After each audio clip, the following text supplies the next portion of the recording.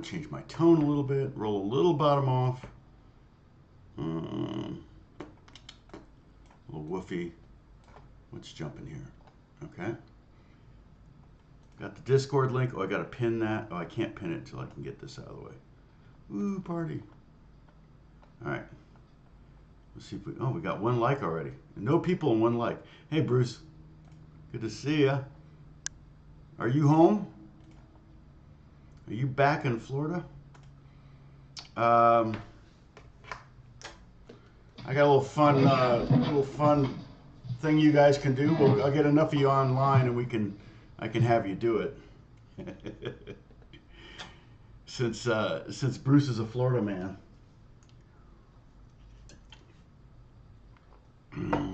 Hello, Sam, Luigi, good to see you. Wendy, good to see you. Todd, what's happening? No worries. 2 likes. All right. Good morning, Dennis. Guten Morgen. Strahle.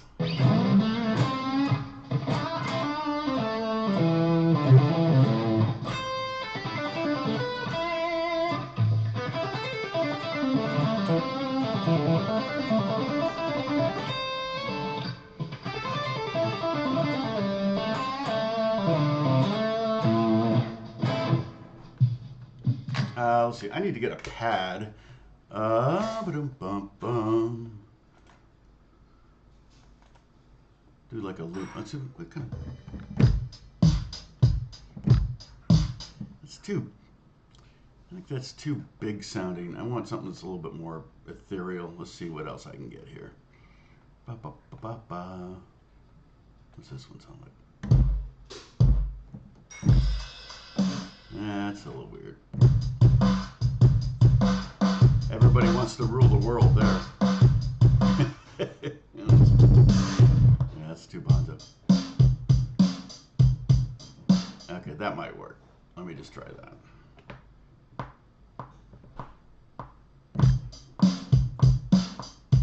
Wonder how long this sequence is. Probably 4 bars. Sound like 4 bars. All right. Chopping. All right, let's loop this. All right, so I'm gonna put a pad, a string pad, just some kind of pad, piano pad of some kind. Let's see, what can I use? So get rid of this. New. So what I'm doing is I'm gonna create just so I have something to play against, because I'm gonna give you some. I want to do something. Let me just see if any of these new things. I've got so many new sounds. Are you gonna load? All right, that's not what I'm looking for. Okay, let's get rid of that. Try something else. Let's see. I'll just. I know this is a lot of pads here. Okay, I like that in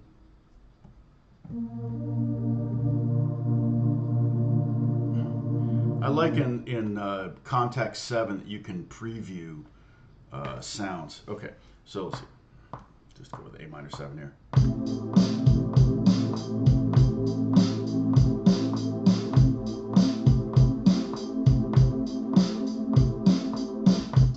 Okay, now quantize that. Okay. Now I'm going to add a bass note. So I'm going to make it a little lower here.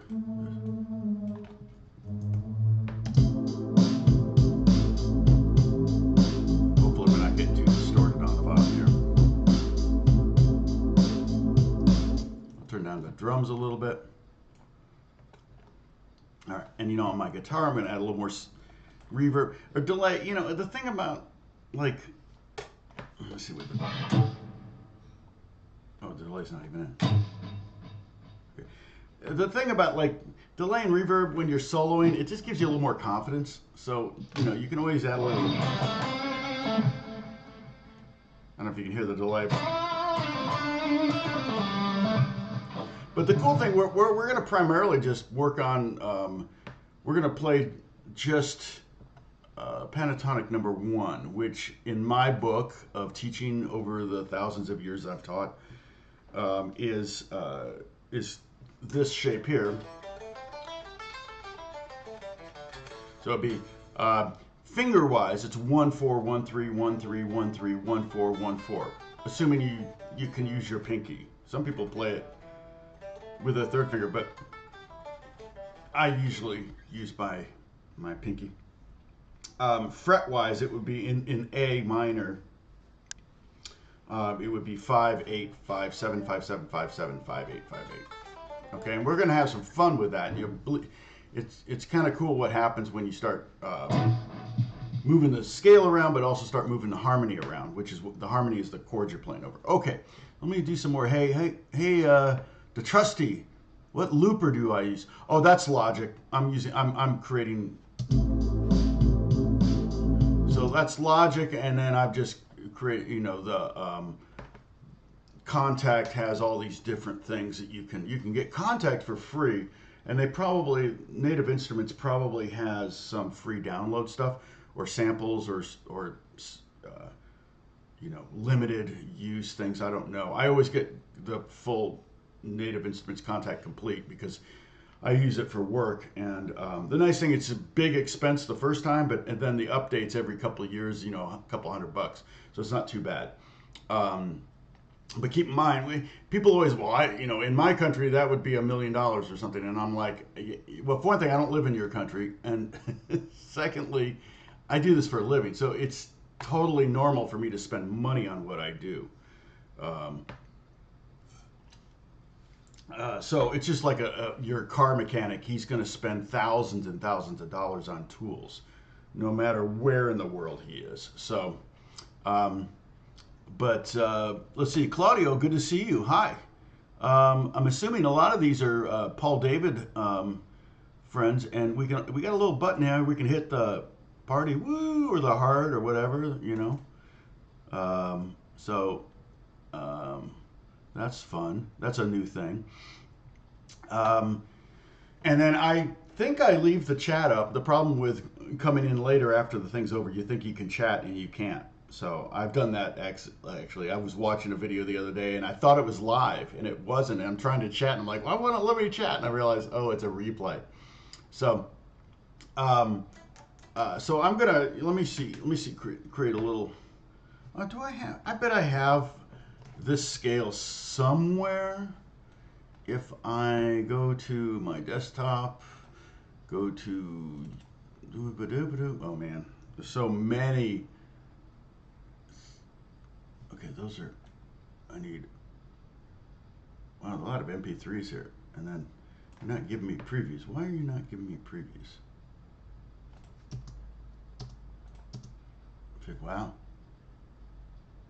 Well, this is actually what I want, so I'm going to throw this up there. Yeah. Check this out. Basically what I was just playing. The R's stand for root. And the assumption here on the root is that we're in the key of A. This is all 5 pentatonics.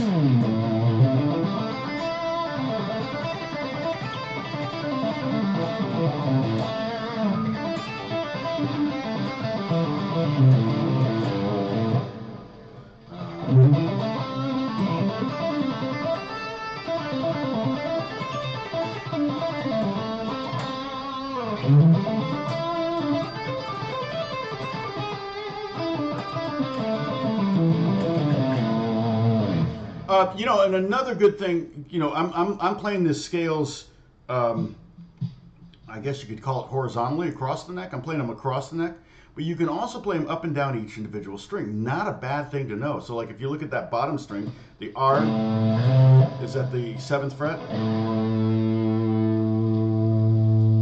Turn this out a little bit.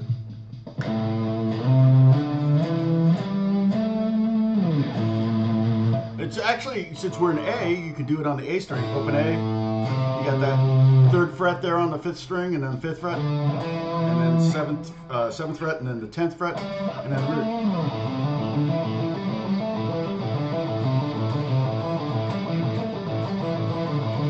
You can practice stuff like that so you can start seeing, because you wouldn't know this because they're not marked, but the bottom 4 strings are in the key of A minor pentatonic.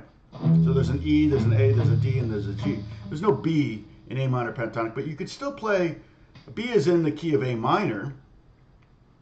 So you could still do that same thing, what I just did there, over the B.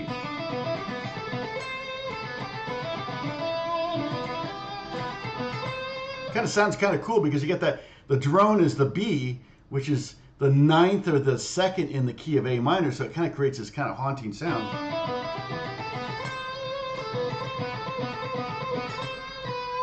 You can see that B sounds really cool. Thank you, Bruce. Bruce is doing the paperwork. So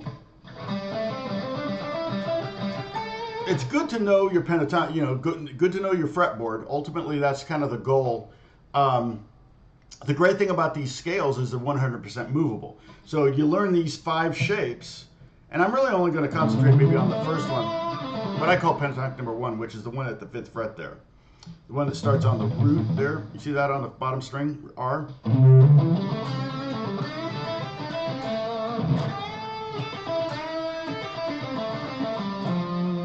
Jimmy Page goes out of the key for that one note because it lands on the F chord.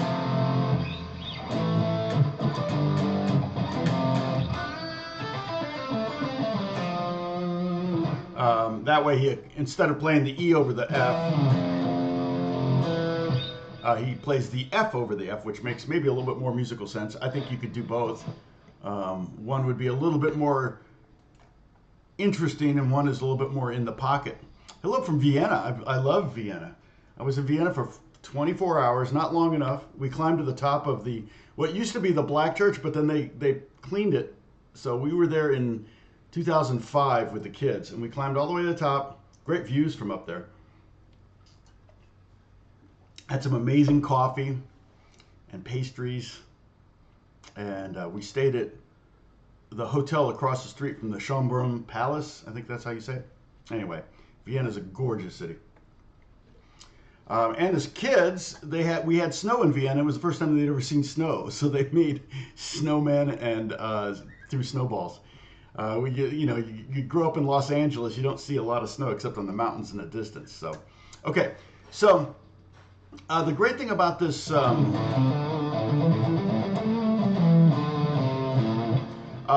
these scales, though, there's 5 scales there. They're completely movable, and they're movable to 12 different locations. So technically, you're just by learning this, you're learning 60 different scales. I love it when you can maximize information. You can take a little bit of information, multiply it by some other factor, and then your information is much larger. So now the thing I want to talk about on these pentatonic scales is, and I wish I could find this book, but I want to talk about how they can be used simply to create different sounds. So like over this, hold on a second, over this.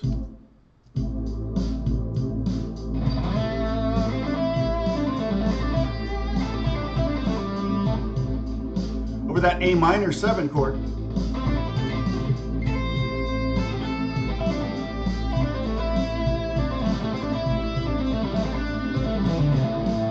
It sounds very in the pocket. And I'm just, let me give you some things, exercises you can practice that will give you some fluidity on the pentatonic scales. Basically, you can just start messing around with groups. Okay, groups of 3, groups of 4, groups of 5, and groups of 6. And so you just start at the bottom note, like there, and you go up 3 notes. And then you go back 1 and go up 3. And you go down 1 and go up 3. Down 1 and go up 3. Down 1 and go 3. And that's how you do in groups of 3. 1, 2, 3. If I were to give each of these notes of the scale, there's 12 notes there, a number. 1, 2, 3, 4, 5, 6, 7, 8, 9, 10, 11, 12. Then I could say, you might see it better. It'd be like 1, 2, 3, 2, 3, 4, 3, 4, 5. See that? That would be a group of 3.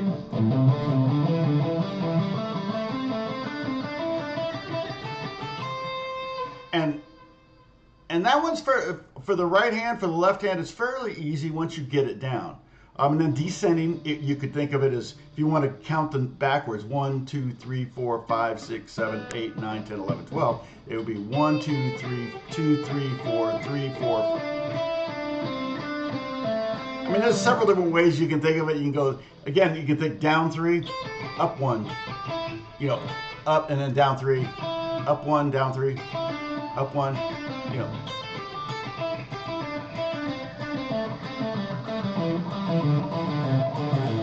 That was playing it like 2 16th notes and an 8th note, right? 1 E and 2 E and 3 E and 4 E and. Okay, so let me just get rid of the pad and let's do the beat.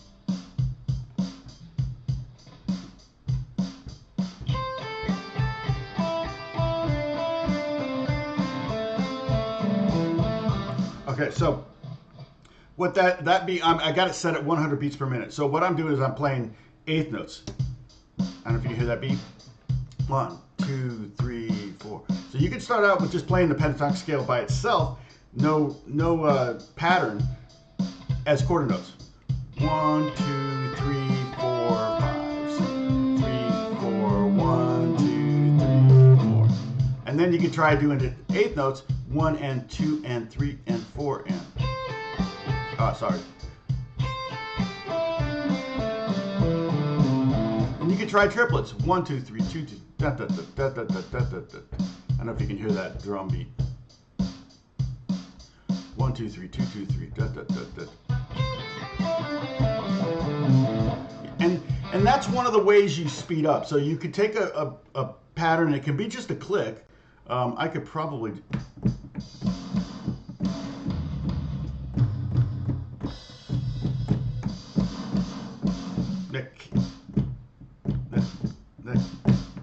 That all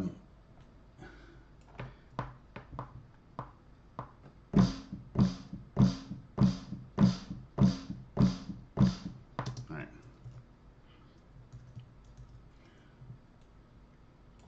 So this is just snare hits on the beat, downbeat.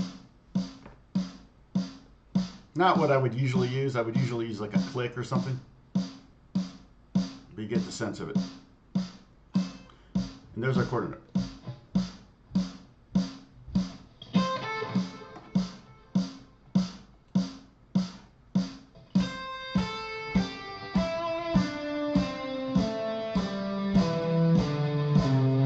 Try to use alternating picking on the right hand because ultimately you'll be able to go twice as fast than if you just use all downstrokes. But sometimes you want all downstrokes. If you want a lot of power, a lot of guys will play really fast with downstrokes just to give you that kind of intensity. It doesn't sound the same as, you know, when I think of like,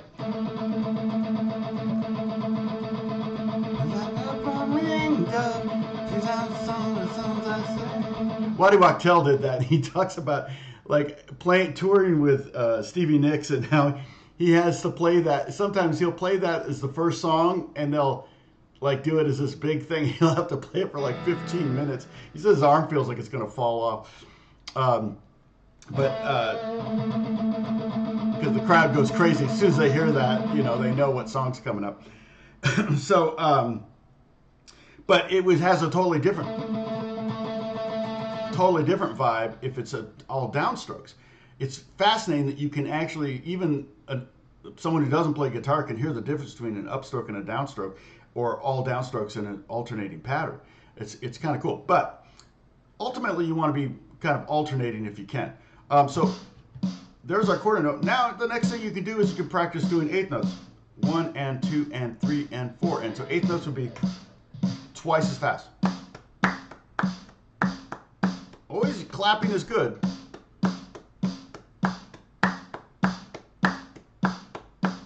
So then it would be, that would be sound like this.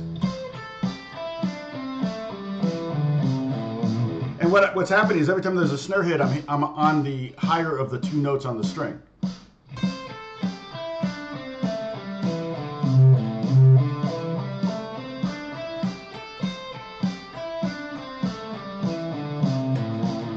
And then you could go to triplets if you wanted to, next thing, 1, 2, 3, 2, 2, 3, 3, 2, 2, 3, 1, blah, blah, blah.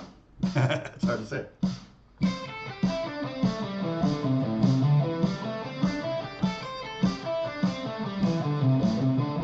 And what this is doing is this is taking the techniques or the study that's commonly done with Segovia scales in classical guitar music and applying it to a rock pentatonic or to a rock guitar or electric guitar, okay? Because this is exactly what I would be doing if I was doing Segovia scales. I would start out with, I don't think I would ever start on quarter notes. I start on eighth notes, go to triplets, go to sixteenths, and I'm going to show you a fourth one that's actually will help you with speed as well. So I just did triplets. I don't know if we did it. That's pretty fast. Here's what 16ths sound like. So, and you can practice with one note. Here's quarter, eighth, triplet, and then 16th.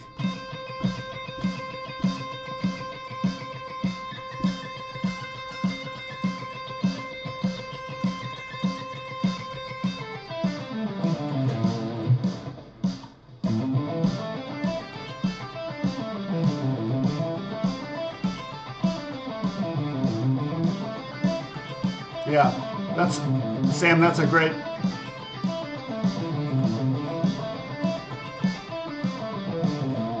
Now, if that's too difficult, what you can do that might help you get to this, and again, so that was 16th notes at 100 beats per minute. Yeah, the pentatonic equator, I'll try to remember that, Sam. That's actually a really good,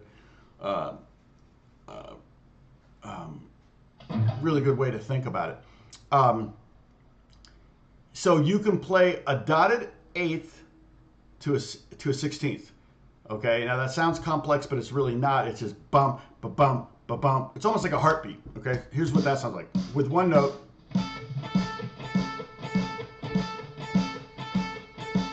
And so that's kind of a way of tricking yourself into playing 16th notes without being so overwhelmed by them. See, this is 16th notes.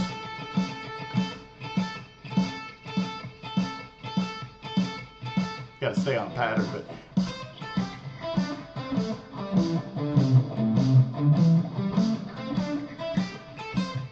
okay, and that's another trick that in Segovia scales we would use to kind of get our speed up, because you can play that at a faster tempo than you can play pure 16th notes.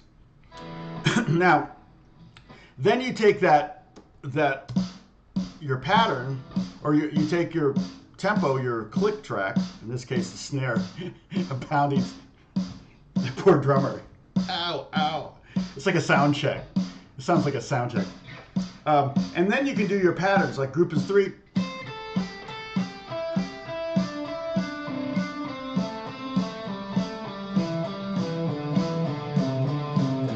And you could totally go up and down all the shapes. I like that. Okay, so we got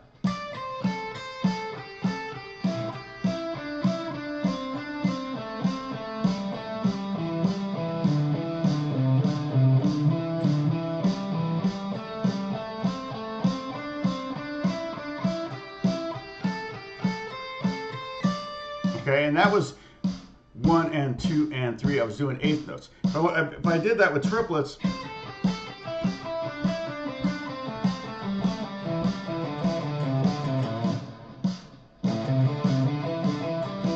Michael. If I did, so when you do it with triplets, it actually, with that groups of 3, it actually sounds pretty in pocket, right? Because I'm starting the new group of 3 on every downbeat, right? 1, 2, 3, 1, 2, 3.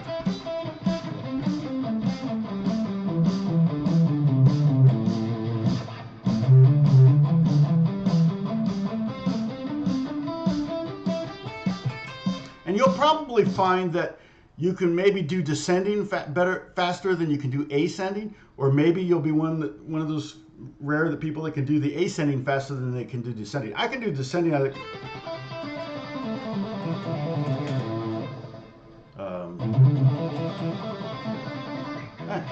It just feels a little more awkward, that speed. Now, I want to stop here for a second and say what I'm doing right there is not soloing. Okay, maybe for Molly Hatchet it was soloing, but for the rest of us it is not soloing. So don't think that because you can play a pattern in a pentatonic scale, or okay, I take it back. Stevie Wonder can do that, right? What did he? What? That's pentatonic scale in groups of three. Okay, so Stevie, if you're Stevie Wonder or in the band Molly Hatchet, you can consider this soloing.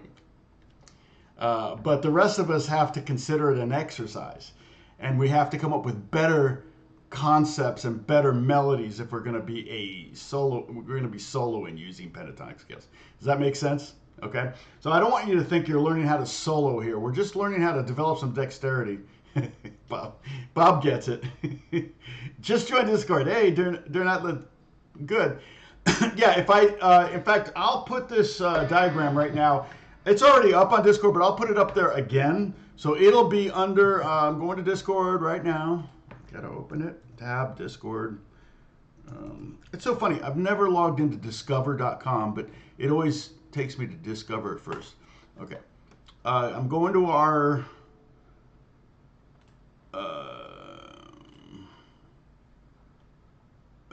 what is it? Strahleites. Okay, follows the guitar, blah, blah, blah, guitar gear review. Oh no, it would be Tom's. Okay, if you click on the tab that's Tom's lesson and PDFs, boy, there's a million things there. All right. That I have to keep open. Where's that other? Really? I closed it. I can't believe I closed it.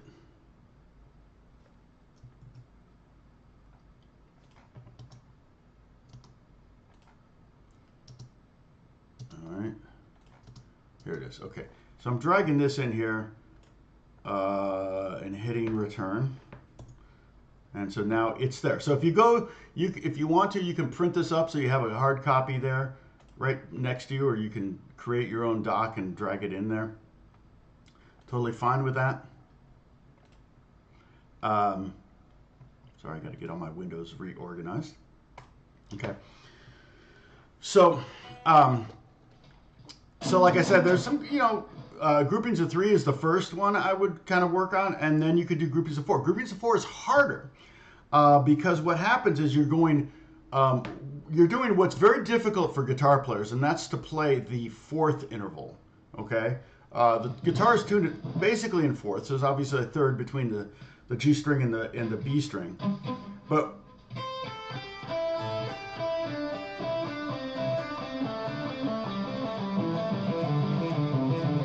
the grouping of four, especially if you go to the next note. So in other words, if I were to number these notes, these 12 notes backwards, 1, 2, 3, 4, 5, 6, 7, 8, 9, 10, 11, 12. The pattern I'm doing is 1, 2, 3, 4, 2, 3, 4, 5, 3, 4, 5, 6. And I'm talking to just about the number of that note, not the fret position, not the finger, nothing like that. Okay? Hopefully, because it's hard to kind of, I'm going down 4, and then I'm going up 2. Well, when you go up, in this case, when we're going up because we're descending, when we go up to that next starting note for the group of 4, it's on the, oftentimes it's going to be on the same fret, which as a guitar player is kind of hard. You kind of have to get good at going from a fingertip to the finger meat. So I'm going from the tip of my index finger here to the meat of my index finger there. You can just practice that much. You can practice that with a click or whatever.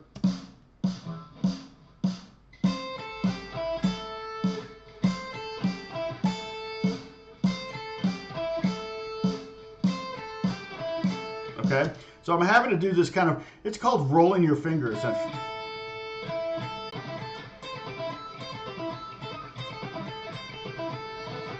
Uh-oh. Internet issues.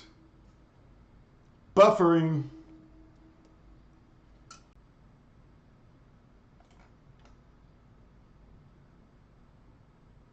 Well, it says My speed is insanely fast right now. But it's not. Oh, there we go. We're back, I think. All right. Yeah, the upload speed is much slower. Yeah, it's creeping back. Sorry about that. No, it's if it's buffering at my end, it's gonna definitely sense buffering at your end. Oh, weird. Here we go. Yeah, you probably got an ad because it shut down and came back. I apologize for that.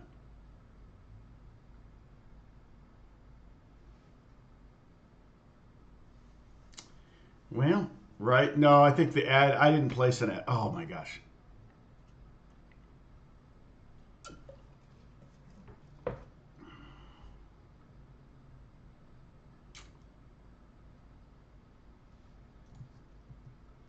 Sunspots. I'm blaming sunspots.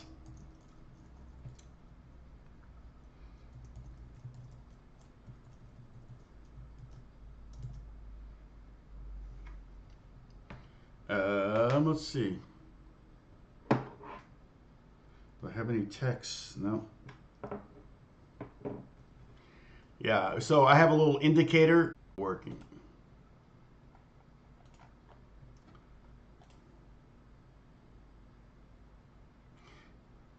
Okay, we're in the green now, so we'll see what happens if it stays there. But it's done that before, gone into the green.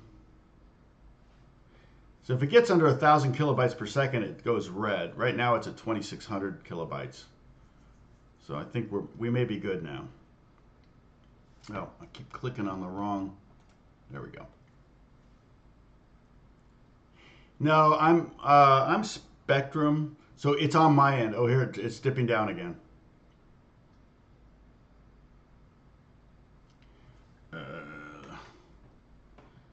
Let's see. Usually I'll get a notification if they're having issues.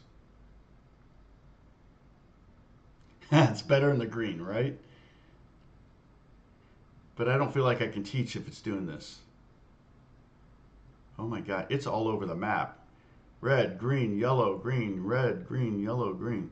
It is just not. And I don't think restarting is going to change that. I have to keep my eyes on it. It's green now, but that doesn't mean it's going to stay that way. Oh, there, it just dripped down to the red.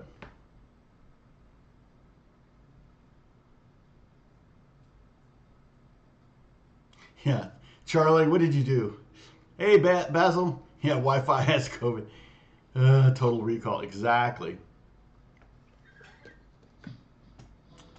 Okay, so if I go back to here...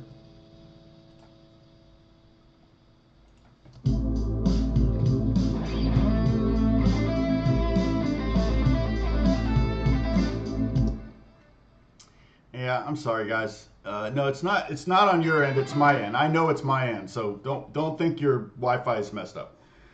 It's totally happening at my end, which affects you. So the grouping of 4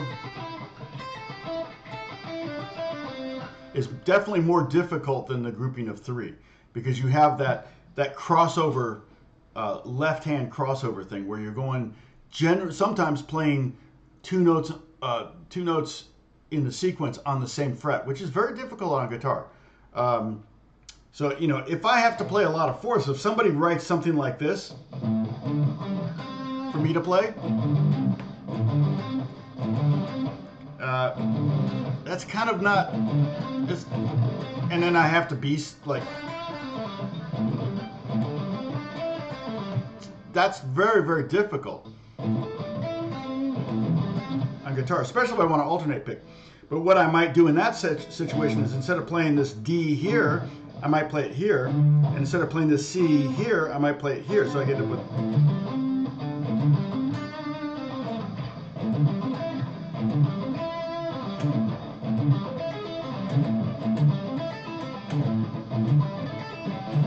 That way, that's, you know, it's not easy, but it's a more musical way to play 4ths on the guitar. A little difficult because it's such a wide stretch here, but if we're up higher.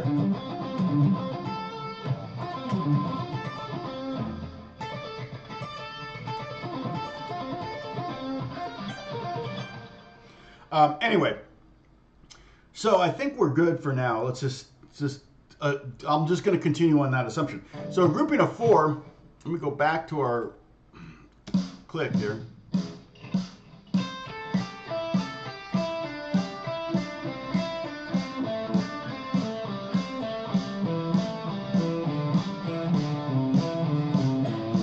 Again, very, very difficult. I'm doing pinky first, pinky first, first, pinky first, third, pinky. So that one's not too bad when you're going from this note to this note. But then I got to do another thing where I do a kind of a lay down finger thing, or finger roll. And then I got to do a finger roll with a third finger to get from this note on the 7th fret of the 4th string to the 7th fret of the 3rd string.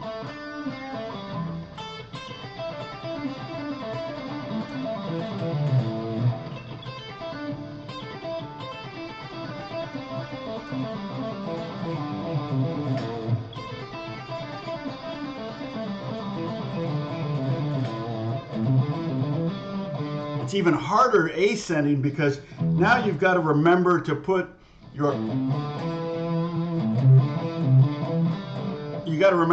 the fat part of your finger, your index finger, on the string so that you can roll up. So do this. Play the 5th fret of the 4th string. Okay, right there. But put the string more here and not there. Okay. So put the string more down here.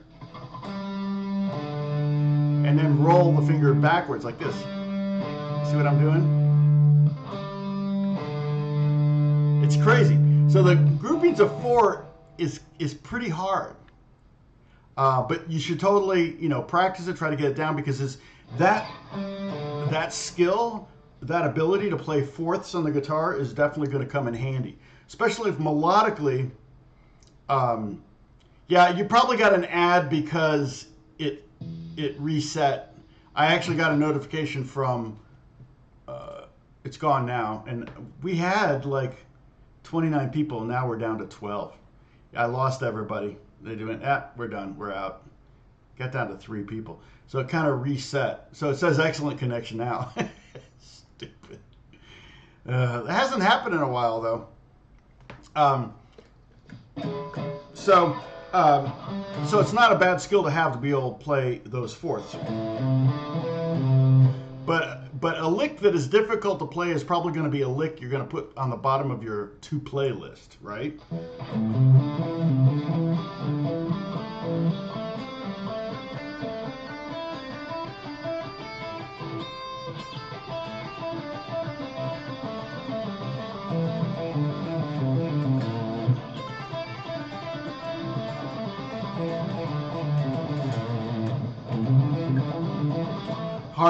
Ascending is harder for me than descending.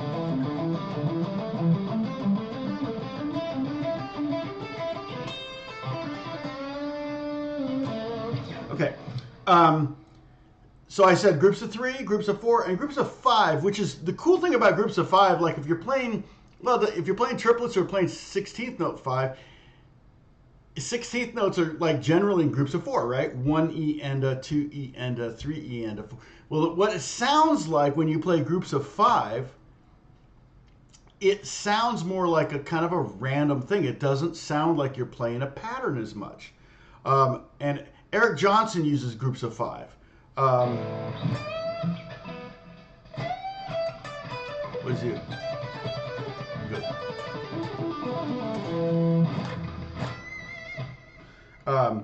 And I think it's kind of a way almost, in fact, the way he plays it, he doesn't do a pure groups of 5 either. And I'm going to show you the difference. We're going to do 2 different. Now, I do the same thing with groups of 6. If I do group, yeah.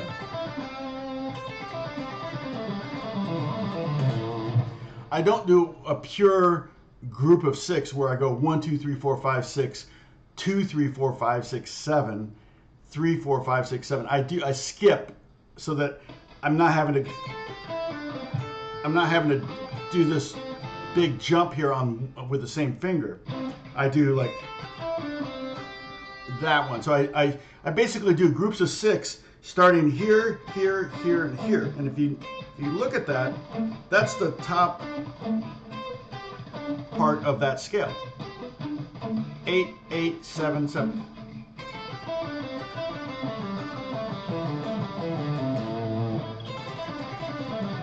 Yeah.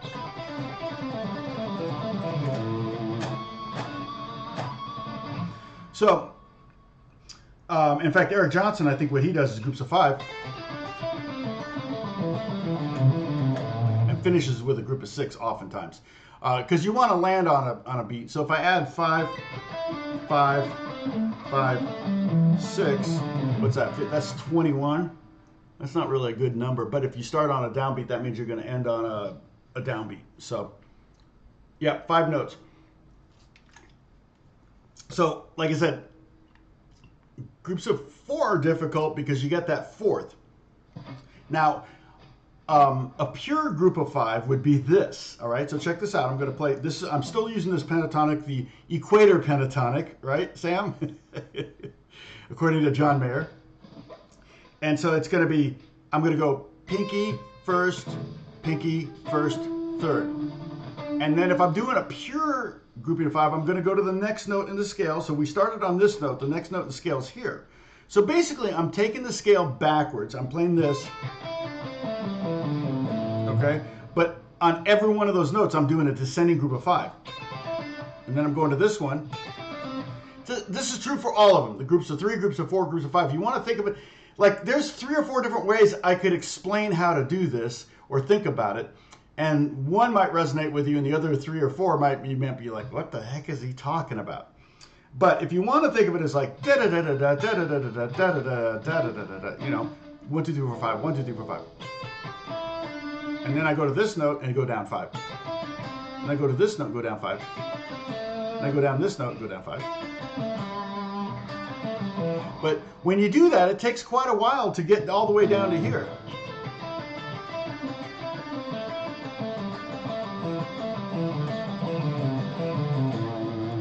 It takes a long time to get from here to there, groups of 5. The higher the number of the group, like groups of 3 is going to be faster to get from there to there than groups of 4, and groups of 4 is going to be faster than groups of 5, and 5 is going to be faster than 6. But what Eric does, instead of starting to go here and go into there for the next group, he'll go like this, and then go to here for the next group. Now that does mean you have to do the lay down the finger thing, but the result is it sounds like you're going so much faster down the scale. And I'm using pull-offs. So I don't really have to pick so fast, but I can pick it. There's a huge difference between picking every note and pulling off every note. The pulling off is called a legato, and Jimmy Page would do that all the time, right? Even when he's playing slow, he would do pull-offs because he likes the sound of it. It's more violin-like. But if you pluck every note, it sounds more intense. And if you pluck it and mute it, it sounds even faster sometimes. It's hard to do, though.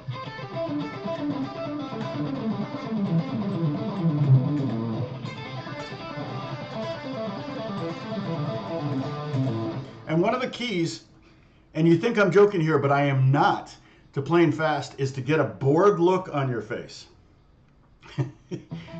I discovered this recently. I wish I discovered this when I was 15 years old, but I didn't. I discovered it when I was like 60 years old. But it's from watching YouTube and watching these little punk kids play insanely fast, and I'm like, why do they all look bored? And what it is part of it. I think it's a physiological thing. If you kind of relax your face and kind of get whatever your face is, it could be a B face. You might end up with a B face. I think of it as a bored face, but other people think of it as a bitch face. Your resting bitch face. Your resting B face could be bored, but you basically want to just kind of relax your face and just act like it's no big deal.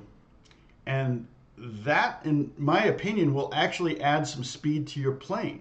It sounds wacky, but there's a lot of scientific data about facial expressions and their effect on yourself. Like they say, if you smile, you tend to be happier. So you can actually just go around smiling. It'll make you happier through the day. I'm happy, right? You see me smiling all the time. I'm generally a very happy person. Which came first? A lot of people say, well, of course you smile, you're happy. Sometimes it's the other way around. And so there's actually, and your smile, I think personally, I think we made a big mistake in COVID with the masks. I think that smiles cure cancer, cure COVID. And we totally screwed up when we put masks on everybody and everybody's kept getting COVID. And it's like, why is everybody getting COVID? We're wearing masks. It's like, no, take the masks off. Smiles cure COVID. So that's my opinion. Now this video is going to get taken down. My channel is going to get taken down and I'm in trouble. Oh, there's a knock. FBI's knocking on my door right now. But I do, there's a lot to that, to your expression and how other people react, obviously. If you have a resting bee face, people are going to think you're mad. I'm not mad, but my face is, but their reaction to it is going to be that. Okay, does that make sense? Fake it until you make it. That's right, exactly, Pepper. Picking up and down, that's right. Yeah, you do want to try to pick up and down. And again, what I'm doing, that was a group of 5 where I would call that a pure 5, where I'm literally going down the scale. Okay, I'm going down the scale, starting on each note of the scale descending and doing a group of 5. Ascending, a little more difficult for me. I don't really do groups of 5 ascending at all, so.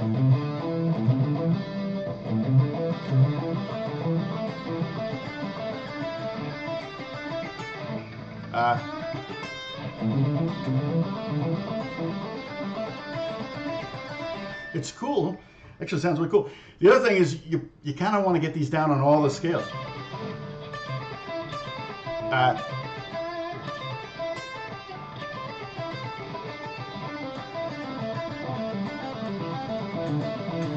But you're always going to go home. And so it's going to feel good there. No.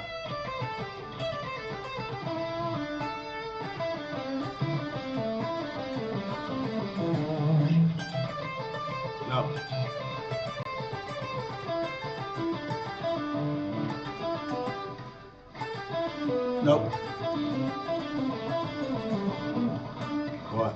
But like, I haven't done it. But even Eric Johnson, he tends to gravitate towards the pentatonic number 1, the equator, as it were. But you can, yeah, radical brain freeze, exactly.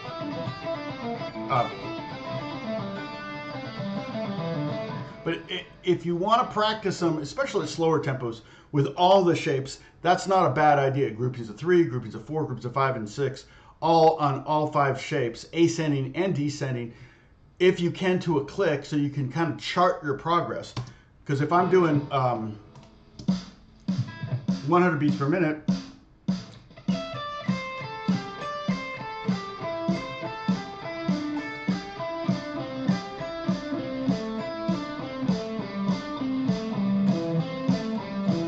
and the goal is to kind of get to the point where it's second nature. You don't even have to think about it. And then you can really start picking up the speed. You want to get it down first slow and then pick up the speed. And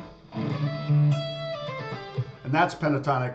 I call this pentatonic number 3, which is kind of the least friendly. But a lot of times I'll use different pentatonics. Like I'll do groups of 5. And again, just to reiterate, these patterns are patterns. They're not solos. You can use them in solos. But to say, oh, I'm going to solo over A minor, and here's my solo. Okay, everybody, get ready to record.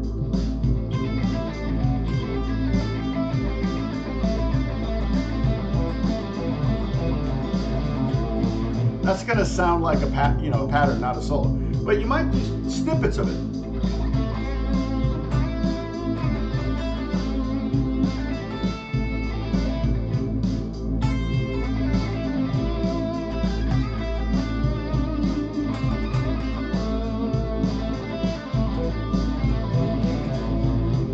And in that context, you're using it as kind of a little flurry to kind of excite the listener or whatever. But the ultimate goal in soloing is to say something. It's like if I were just to go, to have a conversation with you and we were talking about flowers and I just went boobity boobity boobity boobity boob. You're not going to learn anything new about flowers, okay?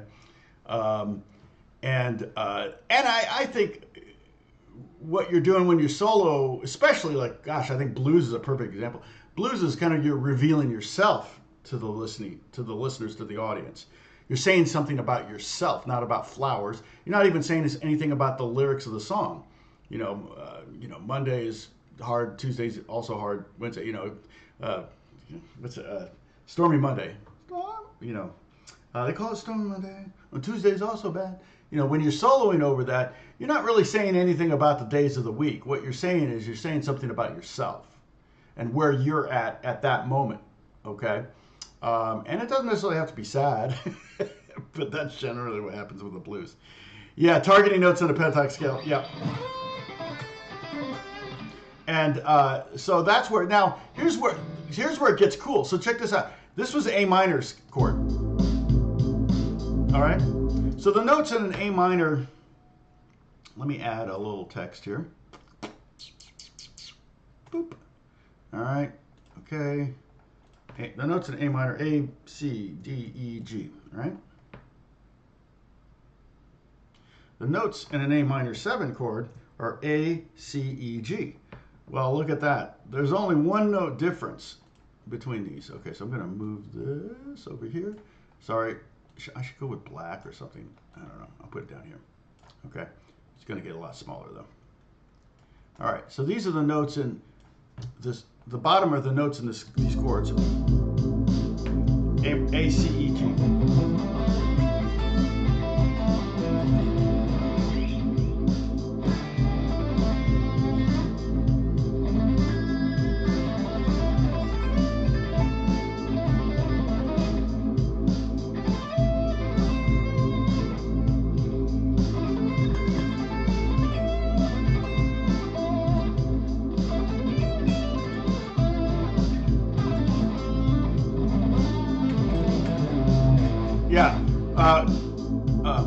That's what I'm going to talk about right now. So I can also play that same scale, the A, C, D, E, G, over a B major chord. So a B flat major. Here's what that sounds like. Really cool sounding. So we're, so what I'm going to do is I'm going to take this scale. I'm going to go, everything's going to go up. And then I'm going to take,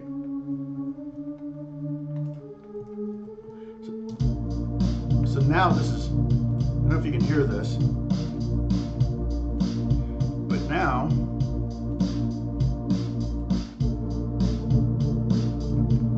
I'm playing B flat, D, F, A. That's a B flat major 7 chord. All right. Now, before I play over this, okay, the A in that pentatonic scale is in that B flat major 7 chord. If you want to play it, you can play it like this.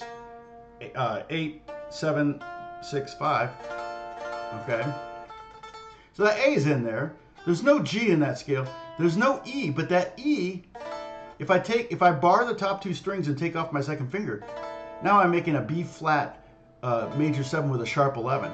It's the sharp 11, which is a great note to play.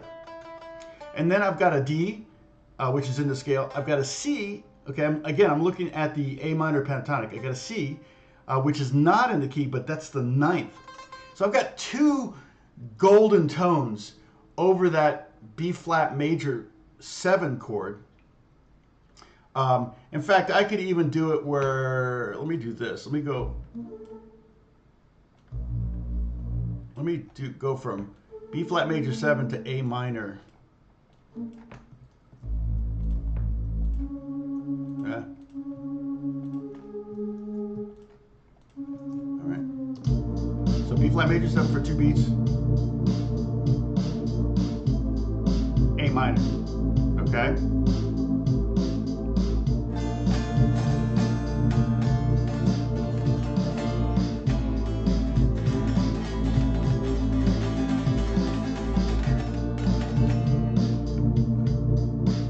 And I'm going to use the same scale.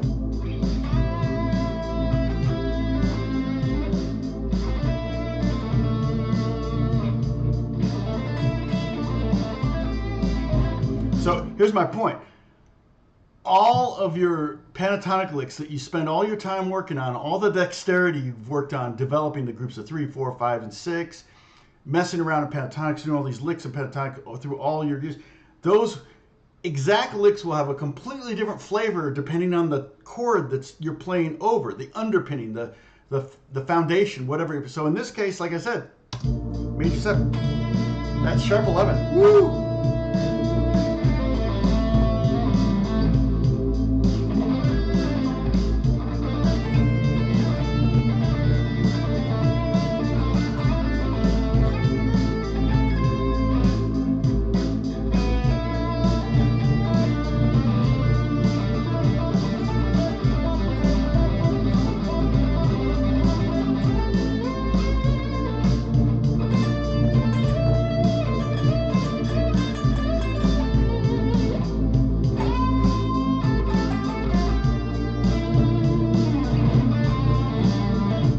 You could hit that B flat if you want.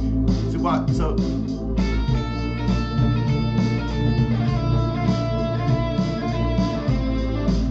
you can hit the chord tones if you want, totally fine. But just playing the very basic pentatonic works phenomenal.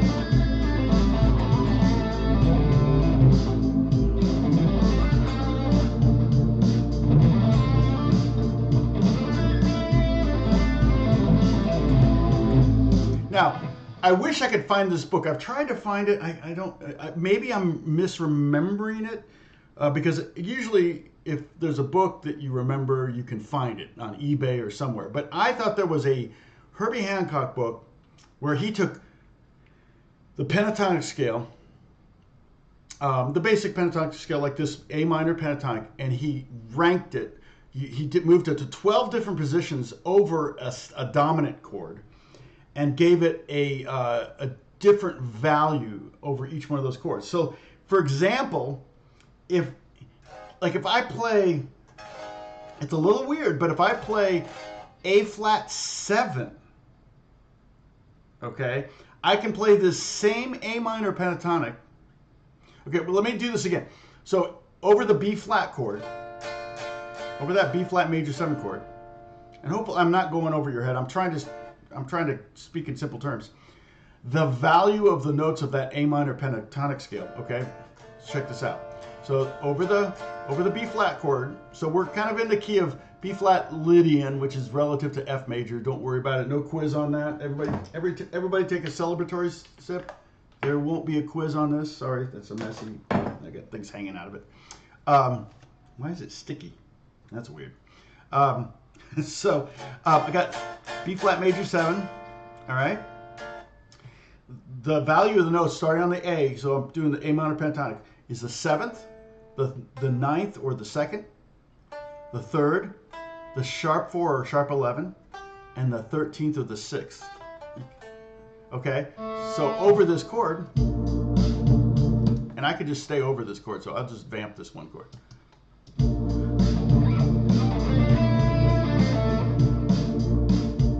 So this is the 7th. This is the 2nd. This is the 3rd. So that's very inside because this note is in the chord. That note's outside because it's not in the chord, but it's beautiful. That's sharp 11.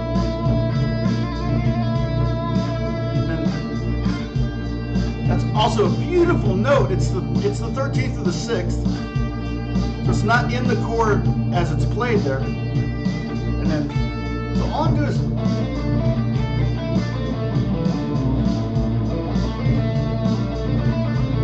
so if you wanted to, you could create like a jam track. If you want to practice your scale so you're playing over a chord, you could create a beat and then maybe have that chord. I got the wrong thing up. you know, you could create different chords and see how they sound. Now, I mentioned, let me move this. Okay, I mentioned A flat. Okay, A flat 7. A flat 7. Okay, well let me do that one. Okay, so we have B flat major. So if I take this down 2 frets, and then I go, I see I take that. Wait, yeah, A flat 7. So that's gonna be that.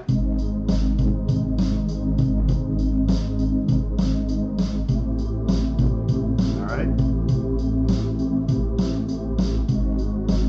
Woo. Okay, so I'm just gonna loop that one chord.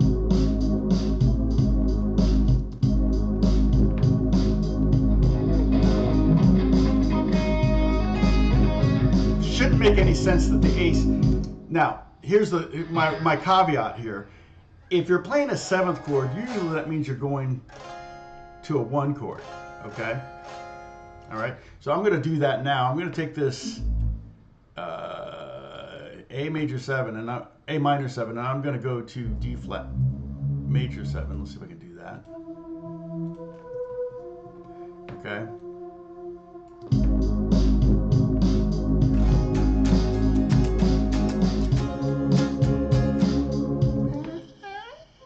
Yep, I'm going to move that.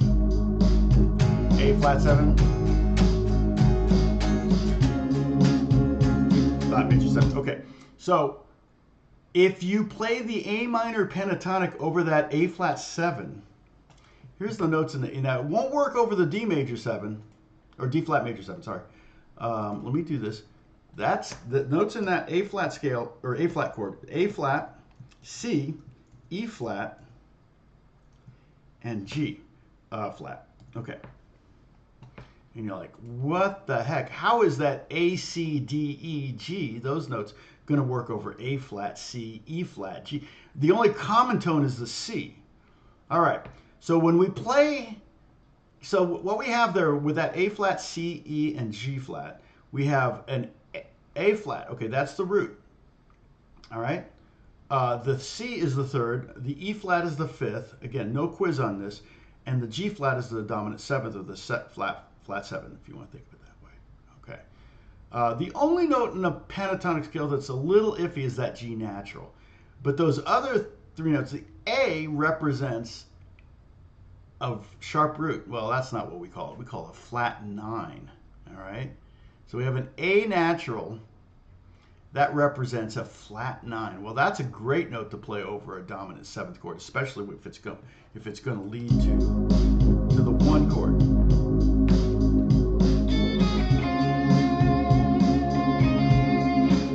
Here's the flat 9.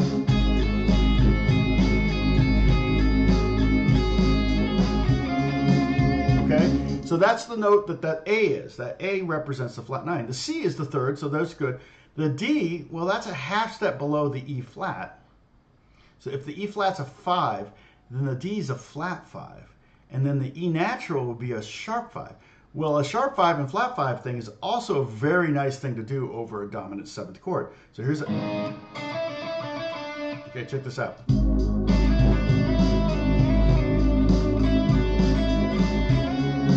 I'm sorry.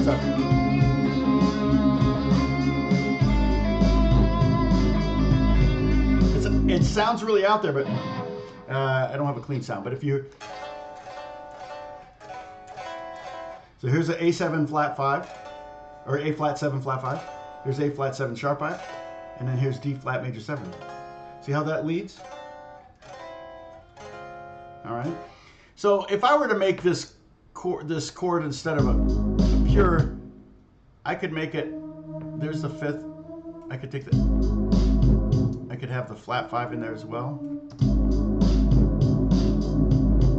Ooh, that's great. I put the flat 9 in there.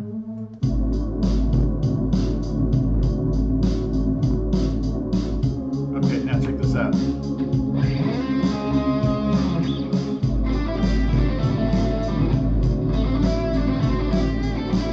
Again, the G is going to be the one note that's a little weird.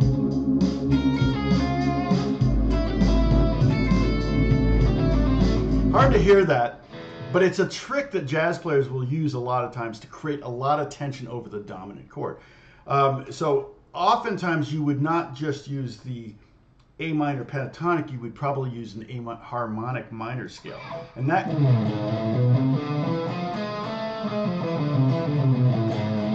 actually creates even more tension, but is very common.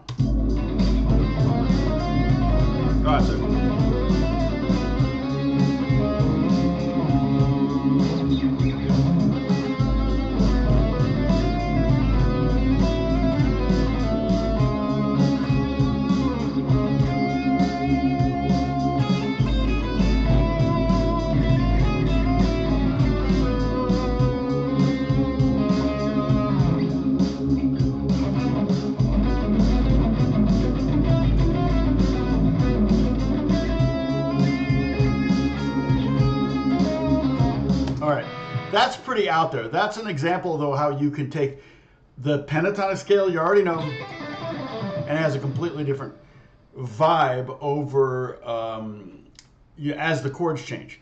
You definitely notice it. But I'm gonna go. I'm gonna get rid of all of this chord here. See, I'm gonna get rid of all these chords. Okay, I'm just gonna delete that. Okay. This is what we had: B flat major 7.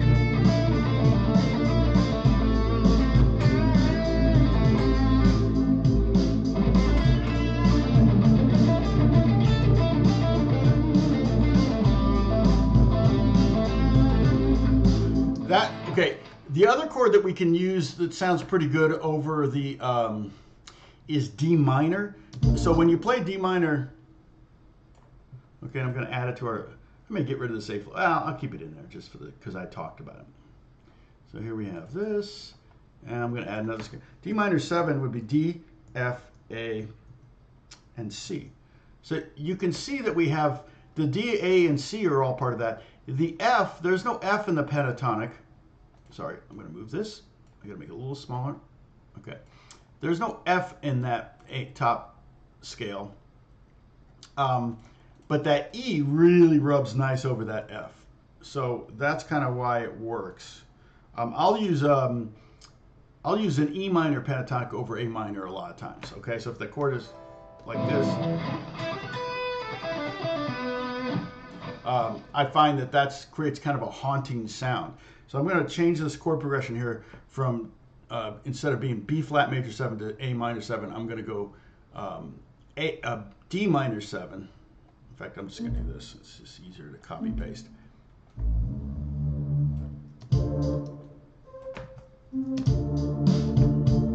Okay, this D minor 7, A minor 7. Kind of a nice progression, right?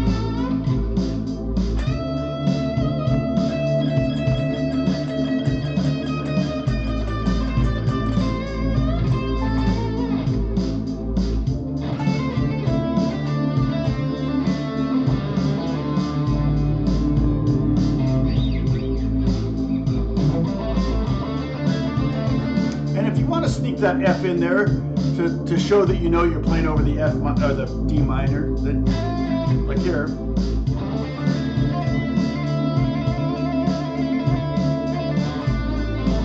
And what I could do is I could go back and forth between A minor pentatonic over the D minor, okay, 7 chord, and then I could play E minor pentatonic over the A minor 7 chord to give me the same flavor that I have over the D minor 7 chord, now I'm putting over the A minor 7 chord. So that would sound like this. So what I'm gonna do is I'm gonna take the A minor pentatonic, and I'm gonna take all the C notes and knock them down a half step. And what I end up with is a pentatonic number 3 in the key of E minor. Okay, so check that out. Here's A minor over D minor.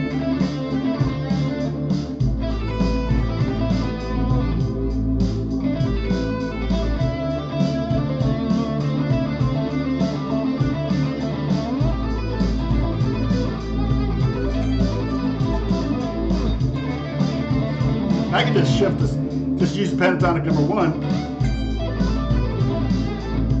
But I like doing them in the same position because then it teaches me something. I'm learning more by doing 2 different scales in the same position.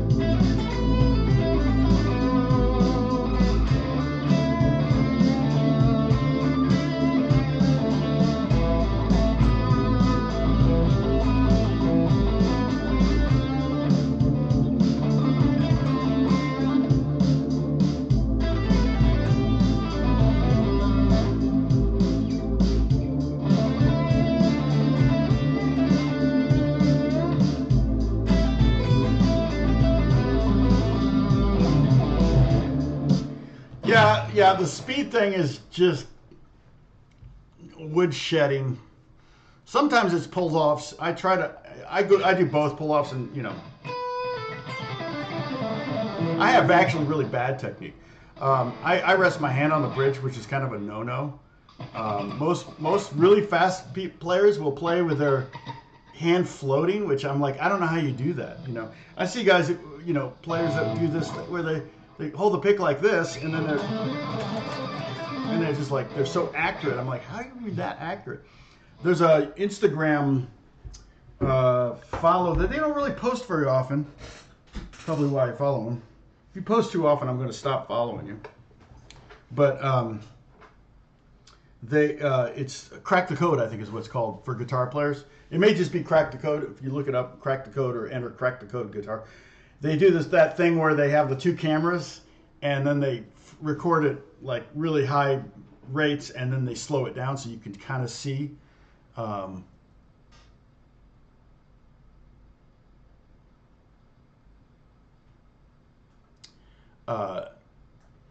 Yeah, the A flat thing was a little too hard to hear in the context. But my point was that I think that book that I remember, it was a long time ago, that Herbie Hancock I thought wrote, and I can't find any book by Herbie Hancock that's anything like this. But it was basically what he did was he took like a chord, come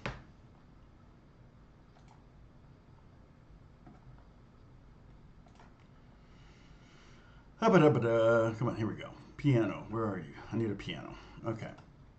Let's just take G7. No.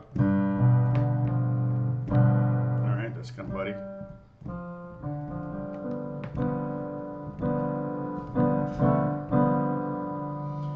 And then he tried different pentatonic scales. And G minor pentatonic works kind of good on that, We usually put.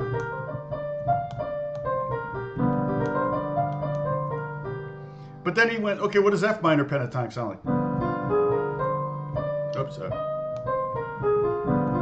And then what he did was he analyzed every note in the F minor pentatonic and went, okay, well that's the 7th, that's the flat 5 or flat 9, this is the sharp 9, this is the 4th, and then that's the sharp 5.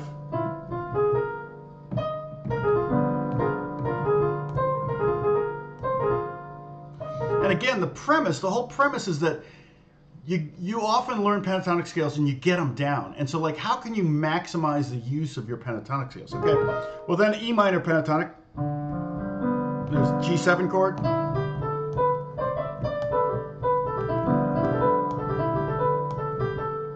Very happy sounding.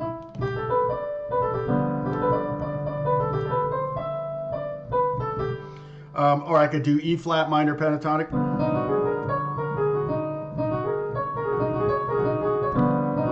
what the heck is going on there? Well, there's a sharp 5, there's a sharp major 7, flat 9, sharp 9, and a flat 5. So if I get rid of that F sharp, it's kind of a...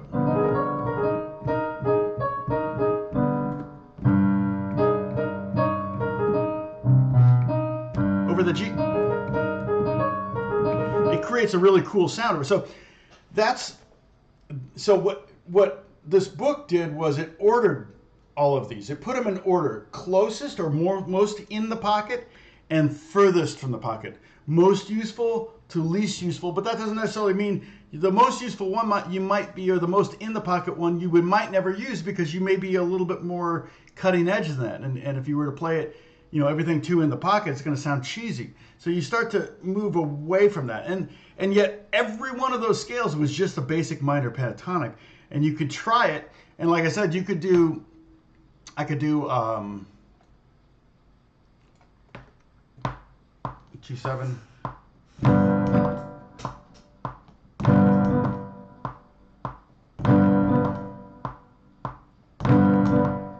I don't know if that's any good, but let's see.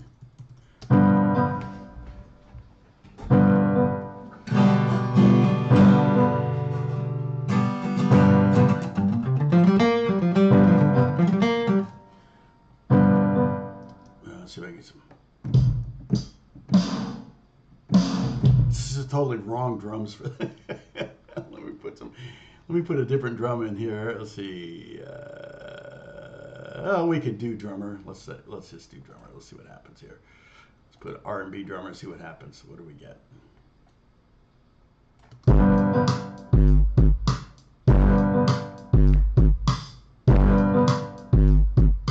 I gotta pull off the bass on this drummer.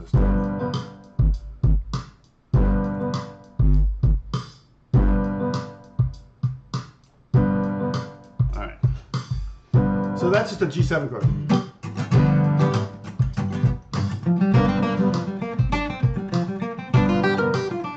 So I'm playing G minor pentatonic. Let me move this away here.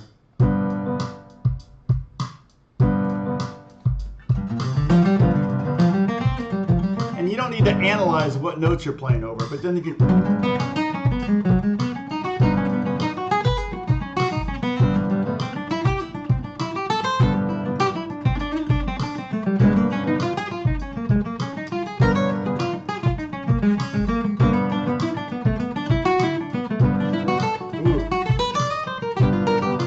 All I'm doing is playing the pentatonic number 1, different positions. And I'm telling you, a lot of times you'll hear jazz players do that, you're like...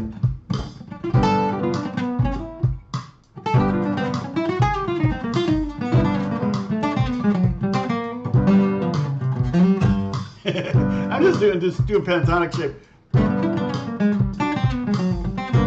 Sounds like I'm doing some kind of like highbrow jazz.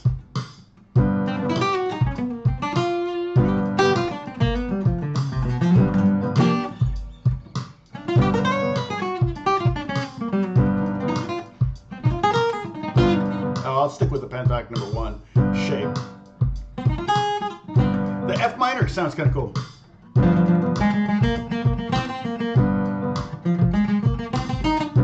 And then you don't have to stick to that. See, there's a beauty of it. If you hear a note that wants to go to another note, go there, even if it's not in the pentatonic scale. Or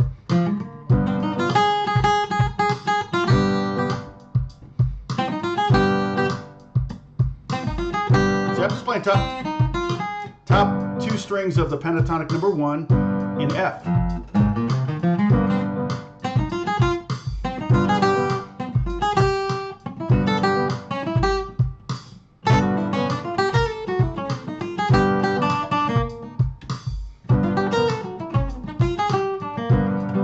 Does that make sense? So yeah, according to this book, all of the pentatonics, all 12 pentatonics will work over any chord, to some degree. There may be one note that works, or 2 notes that work, or 3 notes that work, or none of them may work, but if you resolve it correctly, especially over dominant 7th chords. And that's why I chose like a G7 chord. instead of a major seventh or a minor seventh, because dominant seventh chords almost always imply that it's that G7. Whoops, that's the drummer. You know,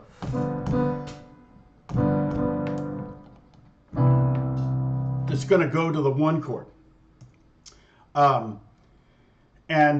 So when you go from 5 to 1, you can go 5 to 1, you know, G major to C major. And that's nice, you know, super bland. Or I could go to G7. Okay, that's a little more tension there, because now I have that B and F, that tritone, and they want to resolve. So I'm creating tension. And then, so that G7 chord, though, I can keep adding tension to it, right? I could add a flat 9 in there, so I get this, or a flat 5, you know, or a sharp 5, or both. And then resolve to the C major chord. So that's why the dominant chord, you can experiment more with the dominant chord, because anything you do could be musically justified, especially if you can make it work going to that one chord. So anyway, I kind of went off on a tangent here. Hey, David S., what's going on? Ocean Shores, Washington. That sounds like an amazing place. So last week I was in Washington. I was up in Spokane visiting my daughter. And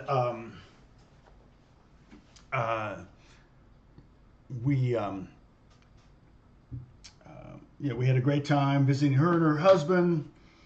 Had not been there before. I've been to Seattle, but I hadn't been to Washington since then. That was 97, I think. So let's see. You dig my art. Oh, I did.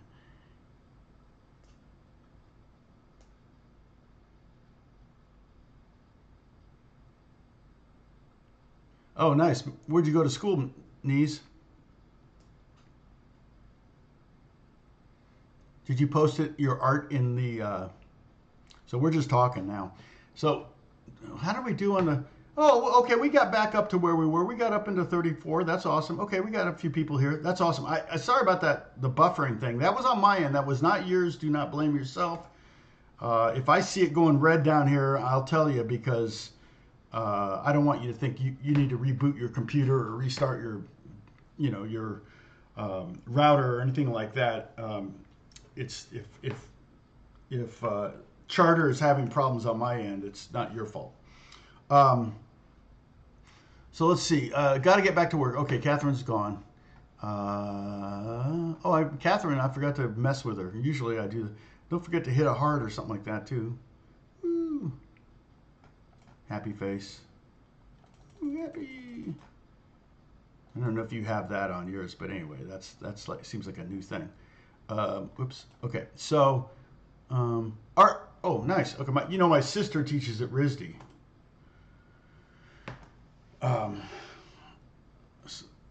Rhode Island School of Design. My daughter got accepted there, but she ended up going to Bible college instead. So, which saved me a lot of money.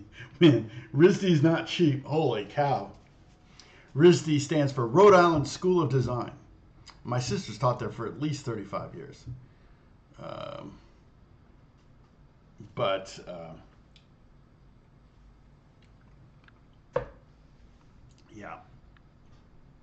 Yeah, Spokane is a long way from a lot of things. But it was nice. Name of the channel, My Knees Hurt. Oh. Knees, are you putting up your art up on you putting pictures of your art up there on Discord? Are you doing it full time professionally? I mean, that's a hard job to do, painting. My sister paints.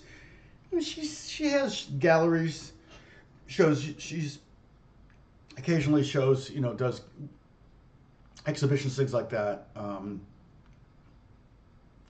Teaching takes up a lot of time. Oh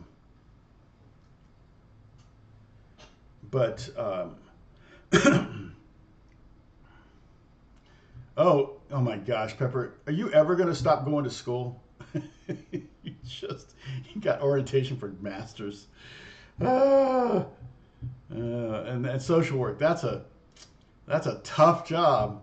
You see some, man, when you're like, if you're working for Child Protective Services, you see some stuff that you don't.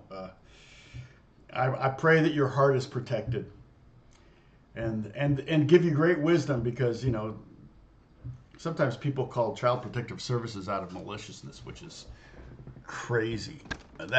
Those people probably should be put in jail. My neighbors, I don't like the fact that my neighbors' kids play in the backyard and make too much noise. It's like, yeah, that's not Child Protective Services issues. I mean, if they're playing in the backyard and the owners have like wild tigers and they're letting the tigers play with them, yeah, I can call Child Protective Services. But just because your neighbors are making noise, yeah, that's not something to call Child Protective Services over. I don't know what your specialty is going to be. Oh, I'm sure. Oh, yeah. Well, my daughter's husband works with the homeless, and homeless men in particular, in Spokane. That's his job. And they have an amazing, he was telling me about this amazing program. Let's see, it's called, it's something, Rescue Mission, something. It's not the Union Rescue Mission, it's a different organization. I think they're in 4 or 5 cities. And it's like this four-month program. So they have a dormitory where a bunch of men are sleeping in the same room. But you can stay there for up to 90 days. You can't do drugs in there or anything like that. You have to do certain things. Like you have to, I think, to stay there, you have to do 2 hours of work of some kind. Like, I don't know if it's a week or every day. Cleaning, dishes, sweeping, something. And for men, having a purpose, even the most menial of jobs can give them purpose, and help with the addiction issue. Because sometimes the addiction thing is a self-hatred thing, and sometimes self-hatred is rooted in not feeling like you're needed. And so you can either do like 2 hours of work, or you can go to chapel. And most of the guys, he said, choose just to go to chapel and just sit there in chapel, because I think they have a chapel every night, like at 7 o'clock or something like that. But then they can spend the night. And in the winter, of course, in Spokane, it's going to be very cold. So, and they could do that for up to 90 days, I think. And then they have to decide if they want to go into the program. And the program, if you decide to go in a program, you get your own room. It has a TV and a desk and a chair and a bed and all that. And then it starts with counseling and things like that, where they try to get to the root of the problem and try to get some vulnerability and all that. And then I think the next 4 months is then they basically start giving you things to do around there. You start working like 4 hours a day, and they have lots of jobs to do. They try to, all the maintenance things are all done by the guys that are there. And then the next 4 months they start doing job training and job placement, and they get them in jobs. And they have all these businesses in Spokane that hire the guys that come through this program, and they have about a 50% success rate, I think he said, which is really high. And then once they have a job, they can stay for another 4 months just to save money. And they help them with child support stuff, like they help them make sure that they file all the proper paperwork and meet with the judges and things like that. Because a lot of times, there are people that they have warrants, and a bench warrant or something like that, and they said they have lawyers that pro bono do all that work for them and make sure that they get the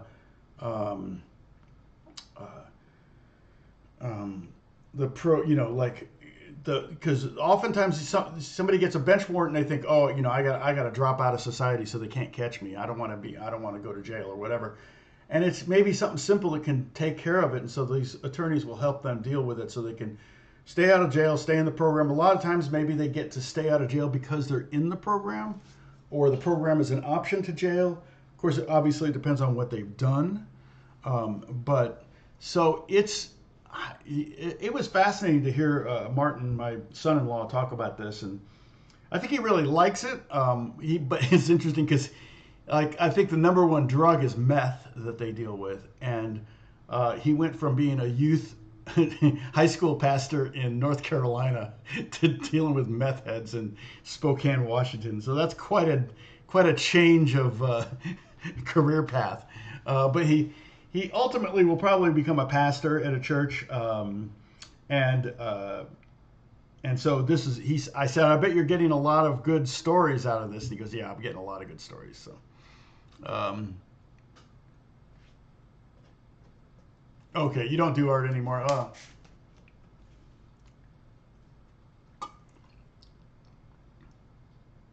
Right, exactly. You could sell this. Yeah. I actually bought a painting from a friend to help him out, and yeah, and we have mostly original art in our house that we've bought from friends because we have so many friends that are artists. So I try to make sure that most of the art we have in the house is painted by someone we know, and it's not necessarily going to be worth anything, um, but I should do a video with my back to the fire. One of the fire. We have two fireplaces, and one of them has a painting that my brother-in-law did. It's actually more of an etching. I should do a. Oh, in fact, I think the painting behind me in the 7 Tips for Older Beginners is that was done by Roger Tibbets, my sister's ex-husband. So, meth and fentanyl. Yeah, fentanyl is big. Yeah, in fact, my daughter a week ago it was about a week ago, I think it was Sunday night or Saturday night, went to see Taylor Swift in Seattle. And Martin didn't want her going by herself, and he drove her and dropped her off. And then he went to, while she was at the concert, he went to an indoor climbing thing because he's a rock climber. And he did that for a while, and then he goes, oh, I'll just sit in the park and read a book or something. And went to the park, so many prostitutes. He said, oh, this is crazy. So then he went to Denny's, and it was worse. He said Seattle is just gone down way downhill. And I've heard that, and it's like, oh, dang, because it's such a beautiful city.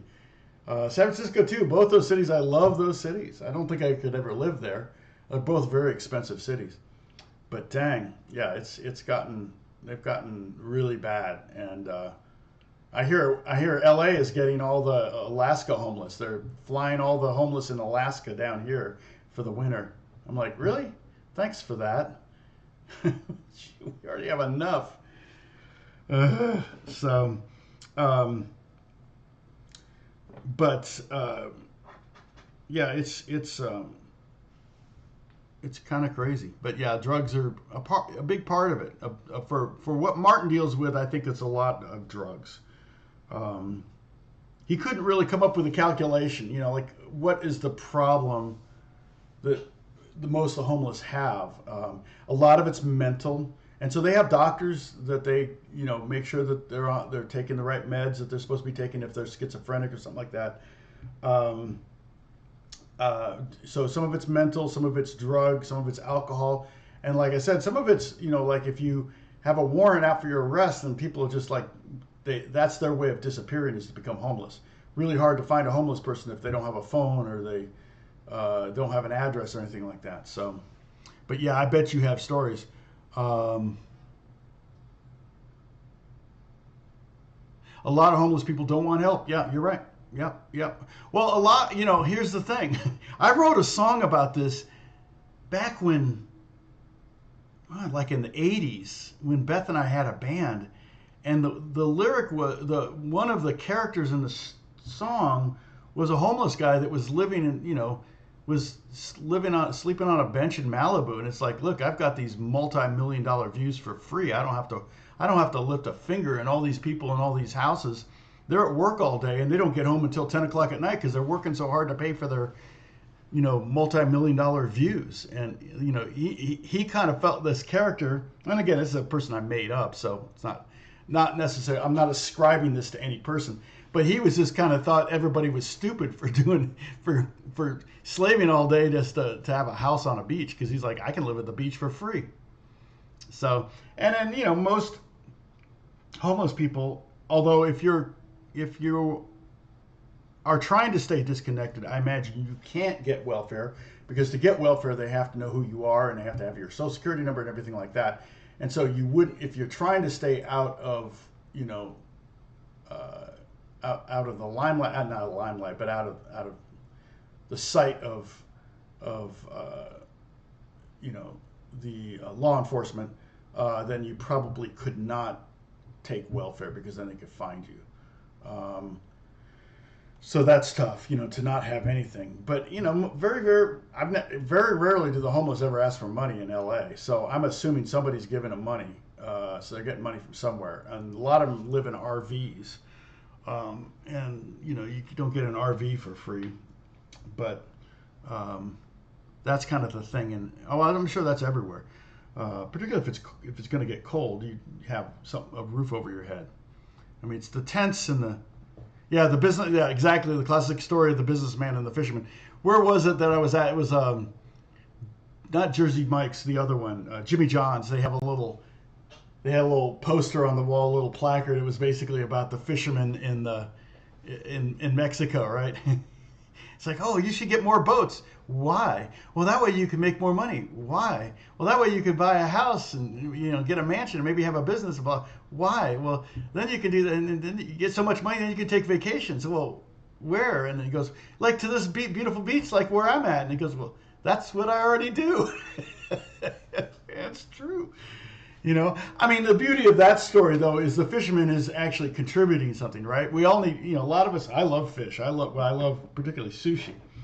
So it's like, not everybody can be a guitar player. If everyone was a guitar player professionally, well, that couldn't exist. And we'd all starve to death, and we'd be living out in fields, and we'd have no clothes. And I've said this before, like I remember flying into Minneapolis. And the flight path into Minneapolis airport, you're flying over what seems like miles of office parks and industrial parks and distribution hubs. Because remember, Target is based in Minneapolis. You have all these distribution, these just hundreds and hundreds of semis, and I'm flying in to teach a clinic on guitar, and I'm feeling like I am a worthless human being. I am. Just play guitar. These people make the world go round, right? I mean, I'm like, it's awesome. So, yeah, that's, I've never done a job that would be considered a necessary. What was it during COVID? What did they call it when you had a job that was critical? Critical employees or what are they called? So many. It's funny. This was like just 3 years ago, and I can't remember it. Yeah. So I've never had one of those jobs before. I felt the same way after 9/11. When all those policemen and firemen died in the 9/11 collapses of the building of the World Trade Center. I felt like for a couple of weeks I had a little like self-pity party. Like, man, I'm not really doing anything worth anything. And people say, oh no, you make music and and I get that. And I work on things and work on movies and TV shows and games and records and things like that make people happy, and they kind of distract people from the trials and tribulations of life. And I understand that. So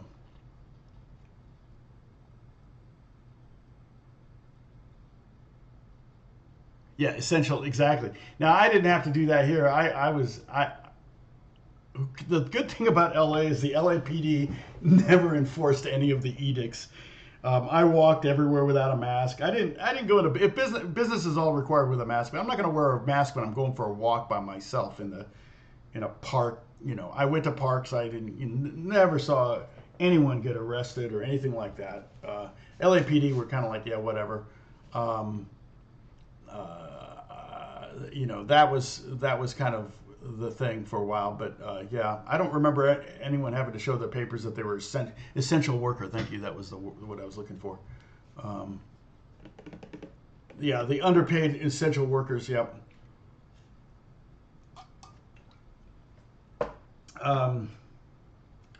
Yeah. So it's definitely those jobs definitely aren't necessarily. Don't pay as well, but there were people that were that had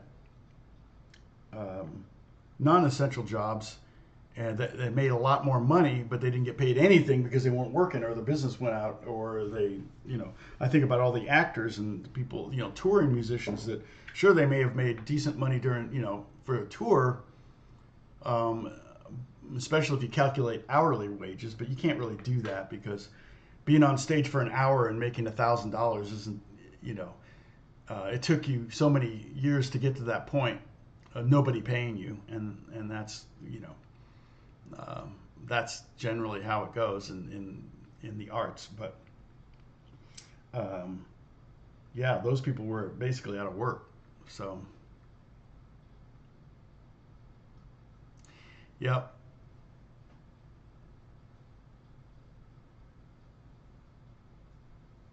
Oh, nice. Well, yeah, and if it keeps you from having bronchitis and science fiction, I was with a whole like the which everybody putting antiseptic on their hands or whatever. I felt like you were killing all these little germs that are eventually going to come and get you later.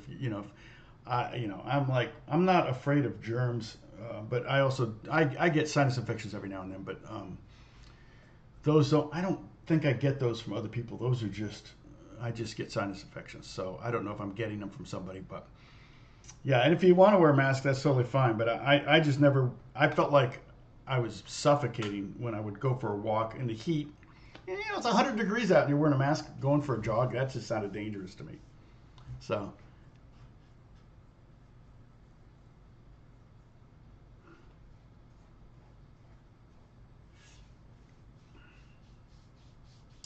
but yeah, I stay out of the rain and eat every day. Yeah, exactly. That's kind of where I'm at. Yeah. Still, all of us are a lot better off than we would be 1,000 years ago. Here's what's crazy to me is like you go back like you look at how someone lived 100 years ago. 100 years ago, there were houses that, well, to this day, there's still houses that don't have indoor plumbing. But 100 years ago, it was rare to have indoor plumbing. You think about all the things that people lived without that they didn't realize they were living without. Now, you look at 100 years from now into the future, what are people going to look at with us? And they're going to go, I can't believe they actually had to use their hands on the keyboard. Or I can't believe they actually had to wear glasses, or they had to, I don't know. What are the things 100 years from now that they're going to look back on us and think we were like cavemen?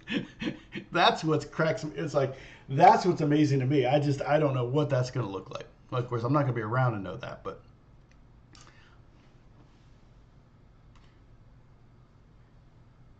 Yeah, the sanitizer thing. I just feel like it's kind of like the antibiotics. Remember, they're saying, they're trying to tell us now, every time you get a cold, don't go get antibiotics because you're getting these super bugs now that can't be fought with antibiotics because too many people are taking antibiotics.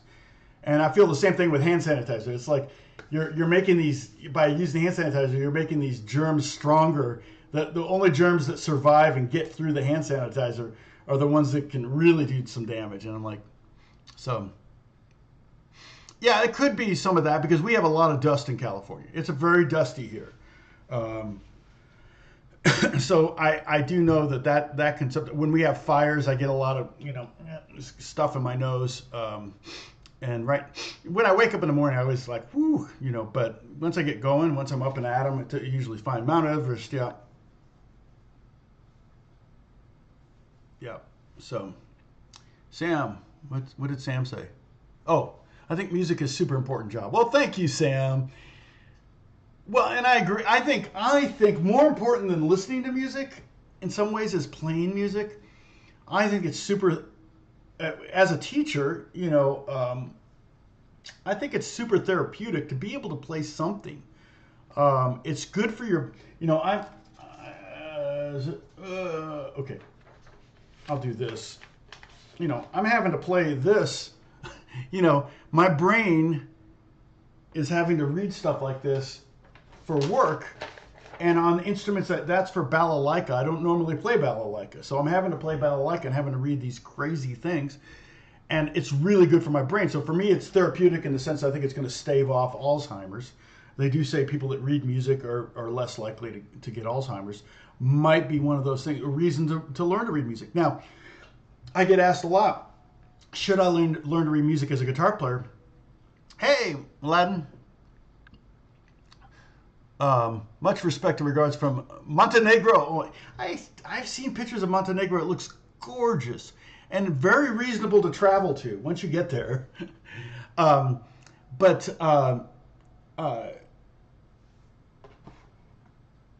Should you learn how to read music on a guitar? Yeah, if you use it, if you're going to study, like if you want to study jazz or classical, you probably should learn how to read music because you're going to need it. Classical, if you're studying classical guitar, Pepper does, and she's learning to read. You read music, right? For Pepper, your teacher doesn't write it out in tab. You have to read the music, right? Like when you were doing Romance for guitar, the.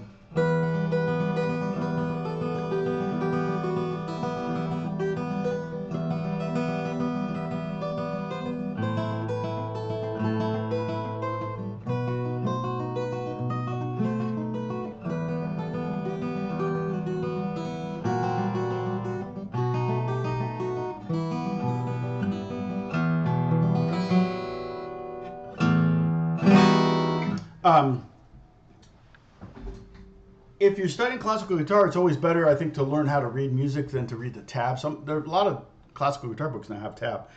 But tab doesn't have the same effect as reading music it does. And then the nice thing about reading music is that you can play with other musicians, because maybe you want to do a guitar flute thing. Then they'll have music and you'll have music and you just play your parts and it works. Oh, your best guitar is the least expensive. Yeah, I mean, I tend to have my, I'm all over the map on that. I'm going to do a video, maybe do a video today actually on my ETA Strat. I'm going to clean the fretboard. I had a lot of comments that the fretboard was gross. Here's the crazy thing about it. I can still look at it right now and not see it. I don't see the grunge. But when Paul Davids zoomed in with his high definition camera on my hands, you can really see the grunge. But when I'm playing guitar, I don't see the fretboard. I can see it in the screen, but the fretboard's here. I don't see it. This one's probably just as grungy. It really isn't. So I don't know why that one is so grungy. This one, maybe I cleaned it, but I don't really I never take off all the strings. I always change one string at a time. Because the bridge will like dig into the wood. That's not really the reason, but it's harder to get the strings in if the bridge is way off. You have to push down on the whammy bar and then put the string through. And so I usually just do one string at a time. So then I never really get the opportunity to clean my fretboard. The other thing I noticed that underneath was really dirty too. And see, this one's not dirty. It's not dirty. That guitar just gets dirty. So I don't know. It's always out, but so this guitar is always out.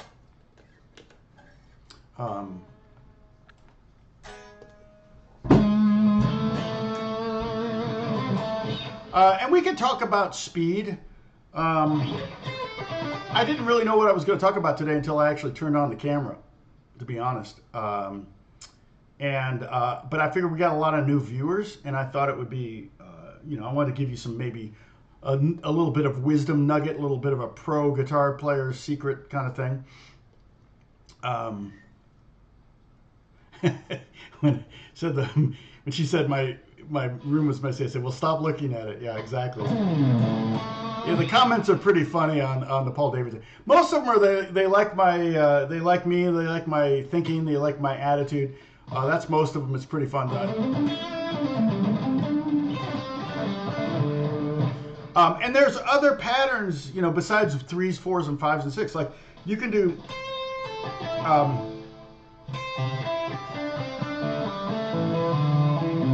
Start to make up your own patterns. I kind of like this one, which is there are 3/4 in there.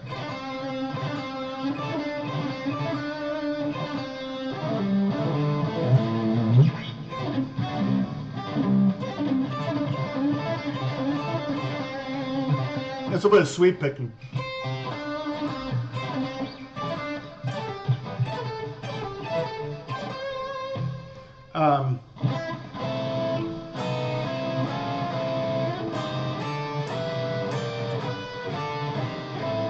Yeah, there's all sorts of stuff you can do. Oh, what was the question? Bu- bu- bu- bu- bu- bu.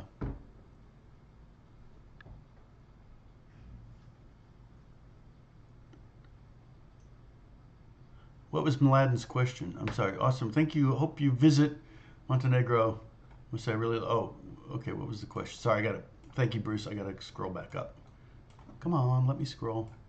What is the deal here? All right. Oh, come on. Oh, okay. Can you? Oh, could I record a whole album with a cheap guitar? I don't see any reason why not. But here again, there was a little bit of misconception about that video too, I think, and we clearly state it in the video with Paul, but a lot of people kind of went on a rant about, well, you know, a cheap guitar, you know, is going to be, is going to have the frets sticking out over the edge. This guitar plays great. It feels great. Ugh, too many things over here. Okay, this is the ETA Strat. Yeah, I still don't see. It's like it's the same color as the fretboards. I can really see the grunge.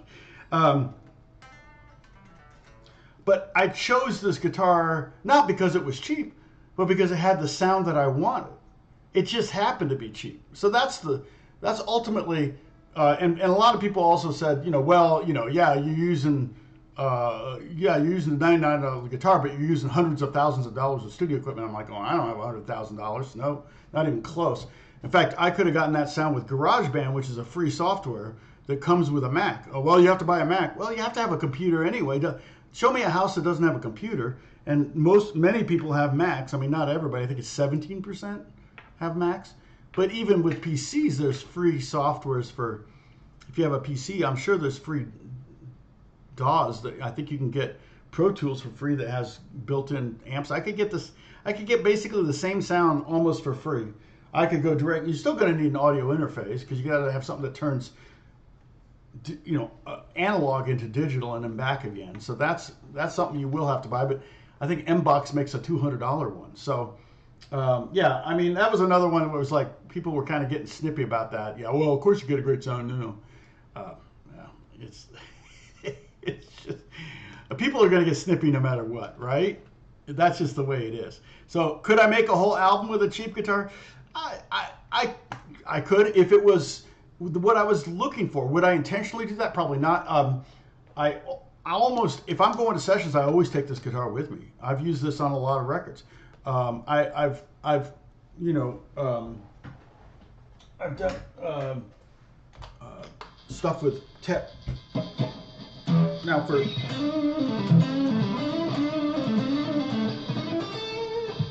it's real buzzy because of single coils. That's what I like about it. It has a really thin, nasally sound that I sometimes want.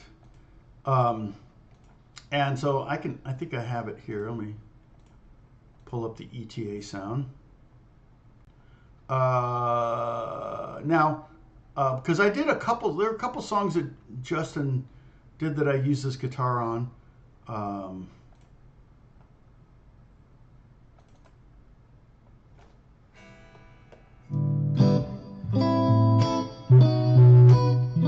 But there was another one that's like.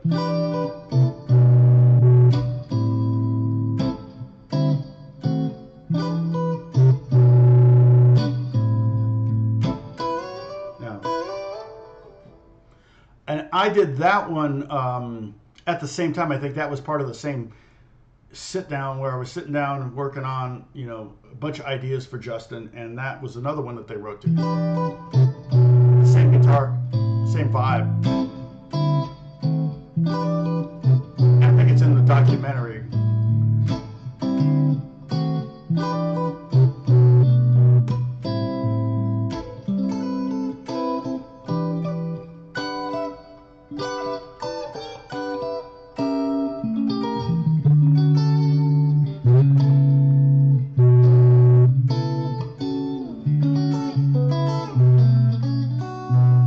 I just like.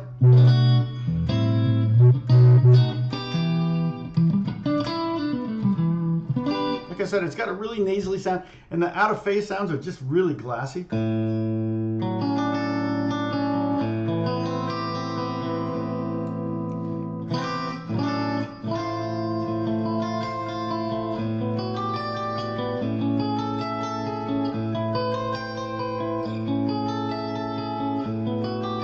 everything's in tune pretty well up and down the fretboard. I haven't tuned it yet. And I've got fan on, which always causes flutter. So if you're like, why is my guitar fluttering? Turn off the ceiling fan. Well, the one string I was using as a pedal tone was the one that was out of tune. It's pretty in tune. Now, if I were to play, like if I were to like when I maybe did that song.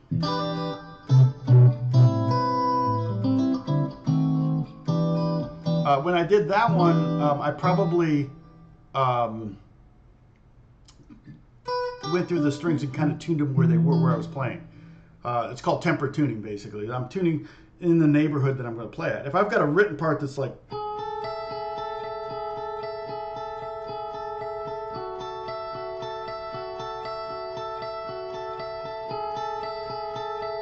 then I'm going to tune those 3 notes so they're perfectly in tune, and then punch in and play that part. And that way, so I can get the tone I want, and maybe the instrument's not the best instrument setup-wise, but the frets, there's no burrs on here. This is smooth right here. I mean, I can feel the bumps. It's not like, but it's just bumpy. It's not, there's nothing owie here. I can rub my hands against it. It doesn't hurt on both sides. So the workmanship is fine. Somebody said that by buying these guitars, you're encouraging slave labor or something like that. I'm like, I don't think so. I think even though this guitar was super cheap, keep in mind I bought it used, so it actually probably retailed for almost $200. But wages are different in other countries. They just raised the minimum wage in California to like $17 an hour. And it's like, if you made $17 an hour in some countries, you would be a millionaire. You would be so rich, and you would own everyone in town. I mean, that's just, you know, every country has different living wages and standards. And so, yeah, you're right, Basil. You know what's interesting, too, about that? The tuning, you can look this up. I think the way the frets are set up, it was actually invented a long time ago by someone named Strahle. I had no idea. It's just funny. Like if you Google Strahle tuning, I think, of course, my name will come up because I've got all these weird tunings. But if you go to Wikipedia and enter like Strahle and tuning or something, and I'm sure it wasn't pronounced Strahle, it was probably Strahle. That's how you really say my name. But yeah, it's yeah, it's still not perfect. And I've seen guitars where they have the frets all weird, you know, like cut up, and they, you know, and it's like a tempered tuned guitar. It's like, could I play one of those? My friend Brad, are you there? Brad has a fan fret thing, which isn't really for the tuning. It's more for the hand, the feel of the hand. It didn't really catch on. Don't think he's got a Loudon that has a fan fret thing. And I think I played one at the NAMM show once. But I played his for quite a while, and it was pretty fine. It was a couple times I got off, but a fan fret is where the frets like get wider at you know, on the bottom strings, and they're narrower at the top strings, and it seems to fit your hand a little better. Microtonal frets. Thank you, Sadie. Yeah, you know, here's the thing. If I were to, you know, like a piano tuners can't tune a piano exactly, like a major third can't be a precise major third, or it'll be off all the way up. You'll end up with an extra half step somewhere or whatever. So you really do have to kind of adjust the tuning to fit into this range where it's close enough. And that's the same thing with guitar. And if you were to tune it perfect, like I imagine that what you called it, microtonal frets, I imagine if you did that and played it, it would almost sound odd because people are used to hearing things slightly out of tune. Like if I were to play Blackbird by Beatles on it, it would be like, whoa, okay, that's different. It's the same thing with 442. Some people say, oh, you gotta, you know, tune to 442. And yeah, I had a PV amp. It was a 212. But it wasn't my main amp. I was using it in clinics, and I just went ahead and bought it from them because they gave me a great deal on it. It was a nice little backup amp for stuff. Yeah, I'm starting to be known as the guy who plays cheap guitars. That's fine. I don't care. I know. Did you see the article on Yahoo? There was well, Guitar World's article got picked up by Yahoo, and so now I'm on Yahoo as the guy that plays cheap guitars. Again, they kind of misconstrued it. No, the cheap guitar I chose because it was the sound I wanted for that moment, right?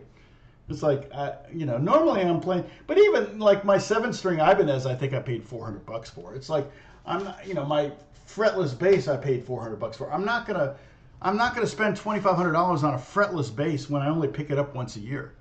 I do have a Rickenbacker 12-string that I pick up less than once a year, and it was at the time retail price. It was expensive.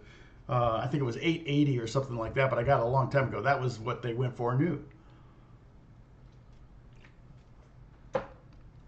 Keep in mind, I was a poor musician for a very, very long time.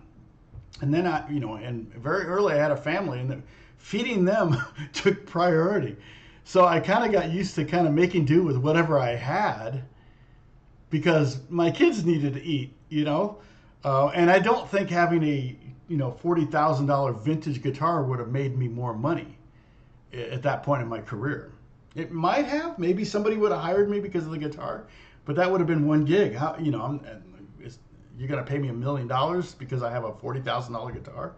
That don't make any sense. I mean, Alex and I have been, if I could get a dream guitar, I don't have gas anymore. Gas is gear acquisition syndrome. I do in a sense that I like to have lots of weird instruments because it helps me get more work, to have more options for my composers. I'm really doing it for the people I work for, not so much for myself. But as far as like a dream guitar, yeah, maybe a 50s Strat would be like a dream guitar. If somebody out there really likes me and wants to give me one, I'd be fine with a refin. I don't need original. I mean, I would want original pickups, neck, that kind of stuff. I mean, if the pick guard's not original, or anything that doesn't have to do with the tone, but I'd want to play it too. It's like it's got to be a player. So I don't mind refrets and refins. But if I found a 50s Strat that was like, oh my gosh, and I have played some, and I had an early 70s Strat that was magical, but it got stolen. So that's probably another reason when I was a poor musician, I got my one good guitar I've ever owned stolen.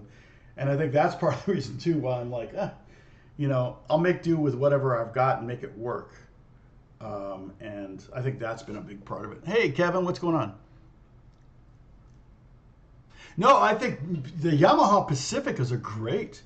They got the coil taps. I had one for a while. I got it from a student. A student gave it to me or sold it to me or something. I mean, an Alex had it for a while. It was like one of his first electrics. And then we gave it to my nephew. So yeah.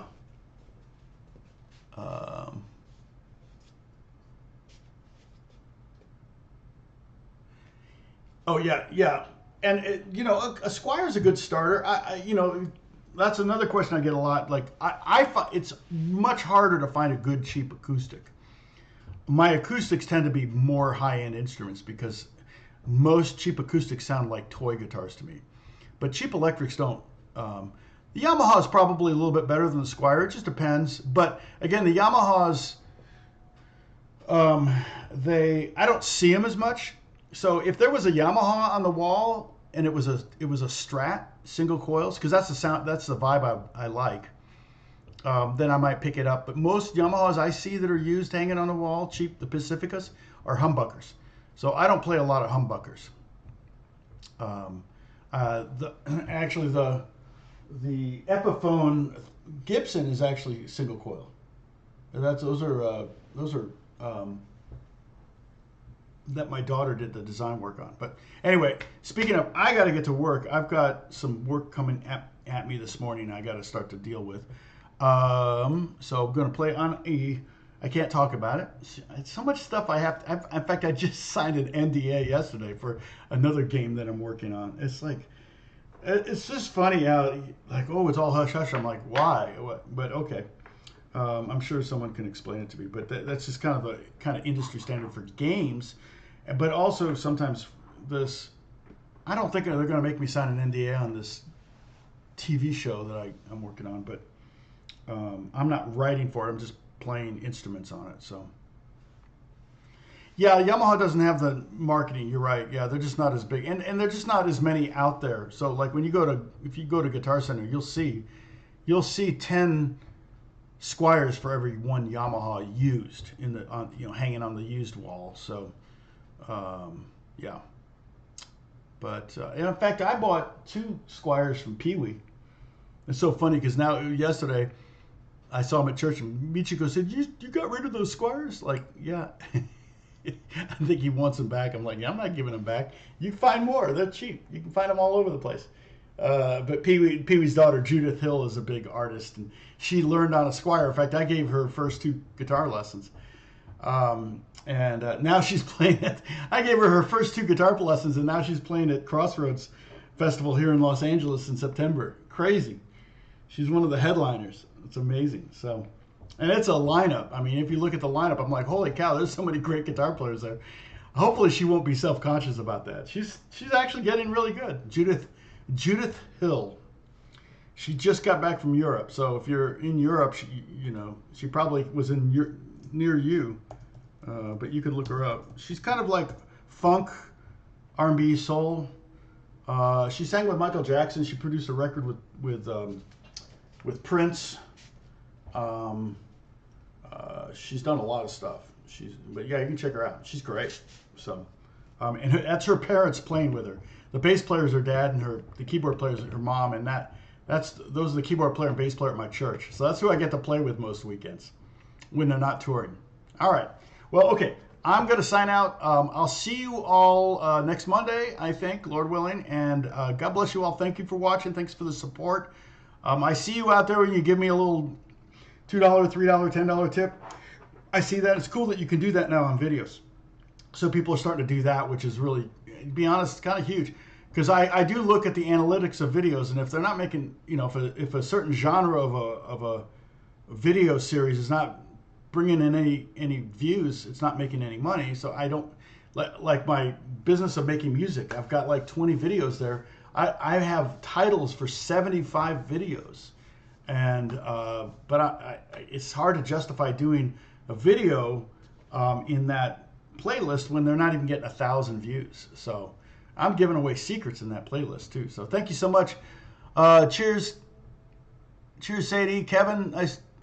Oh yeah, well, RJ. No, I just talked to RJ about this. He did a little bit of touring back when he was living in LA. I saw her live with RJ. That's how I met RJ, was at her show in LA. And so we've been friends ever since.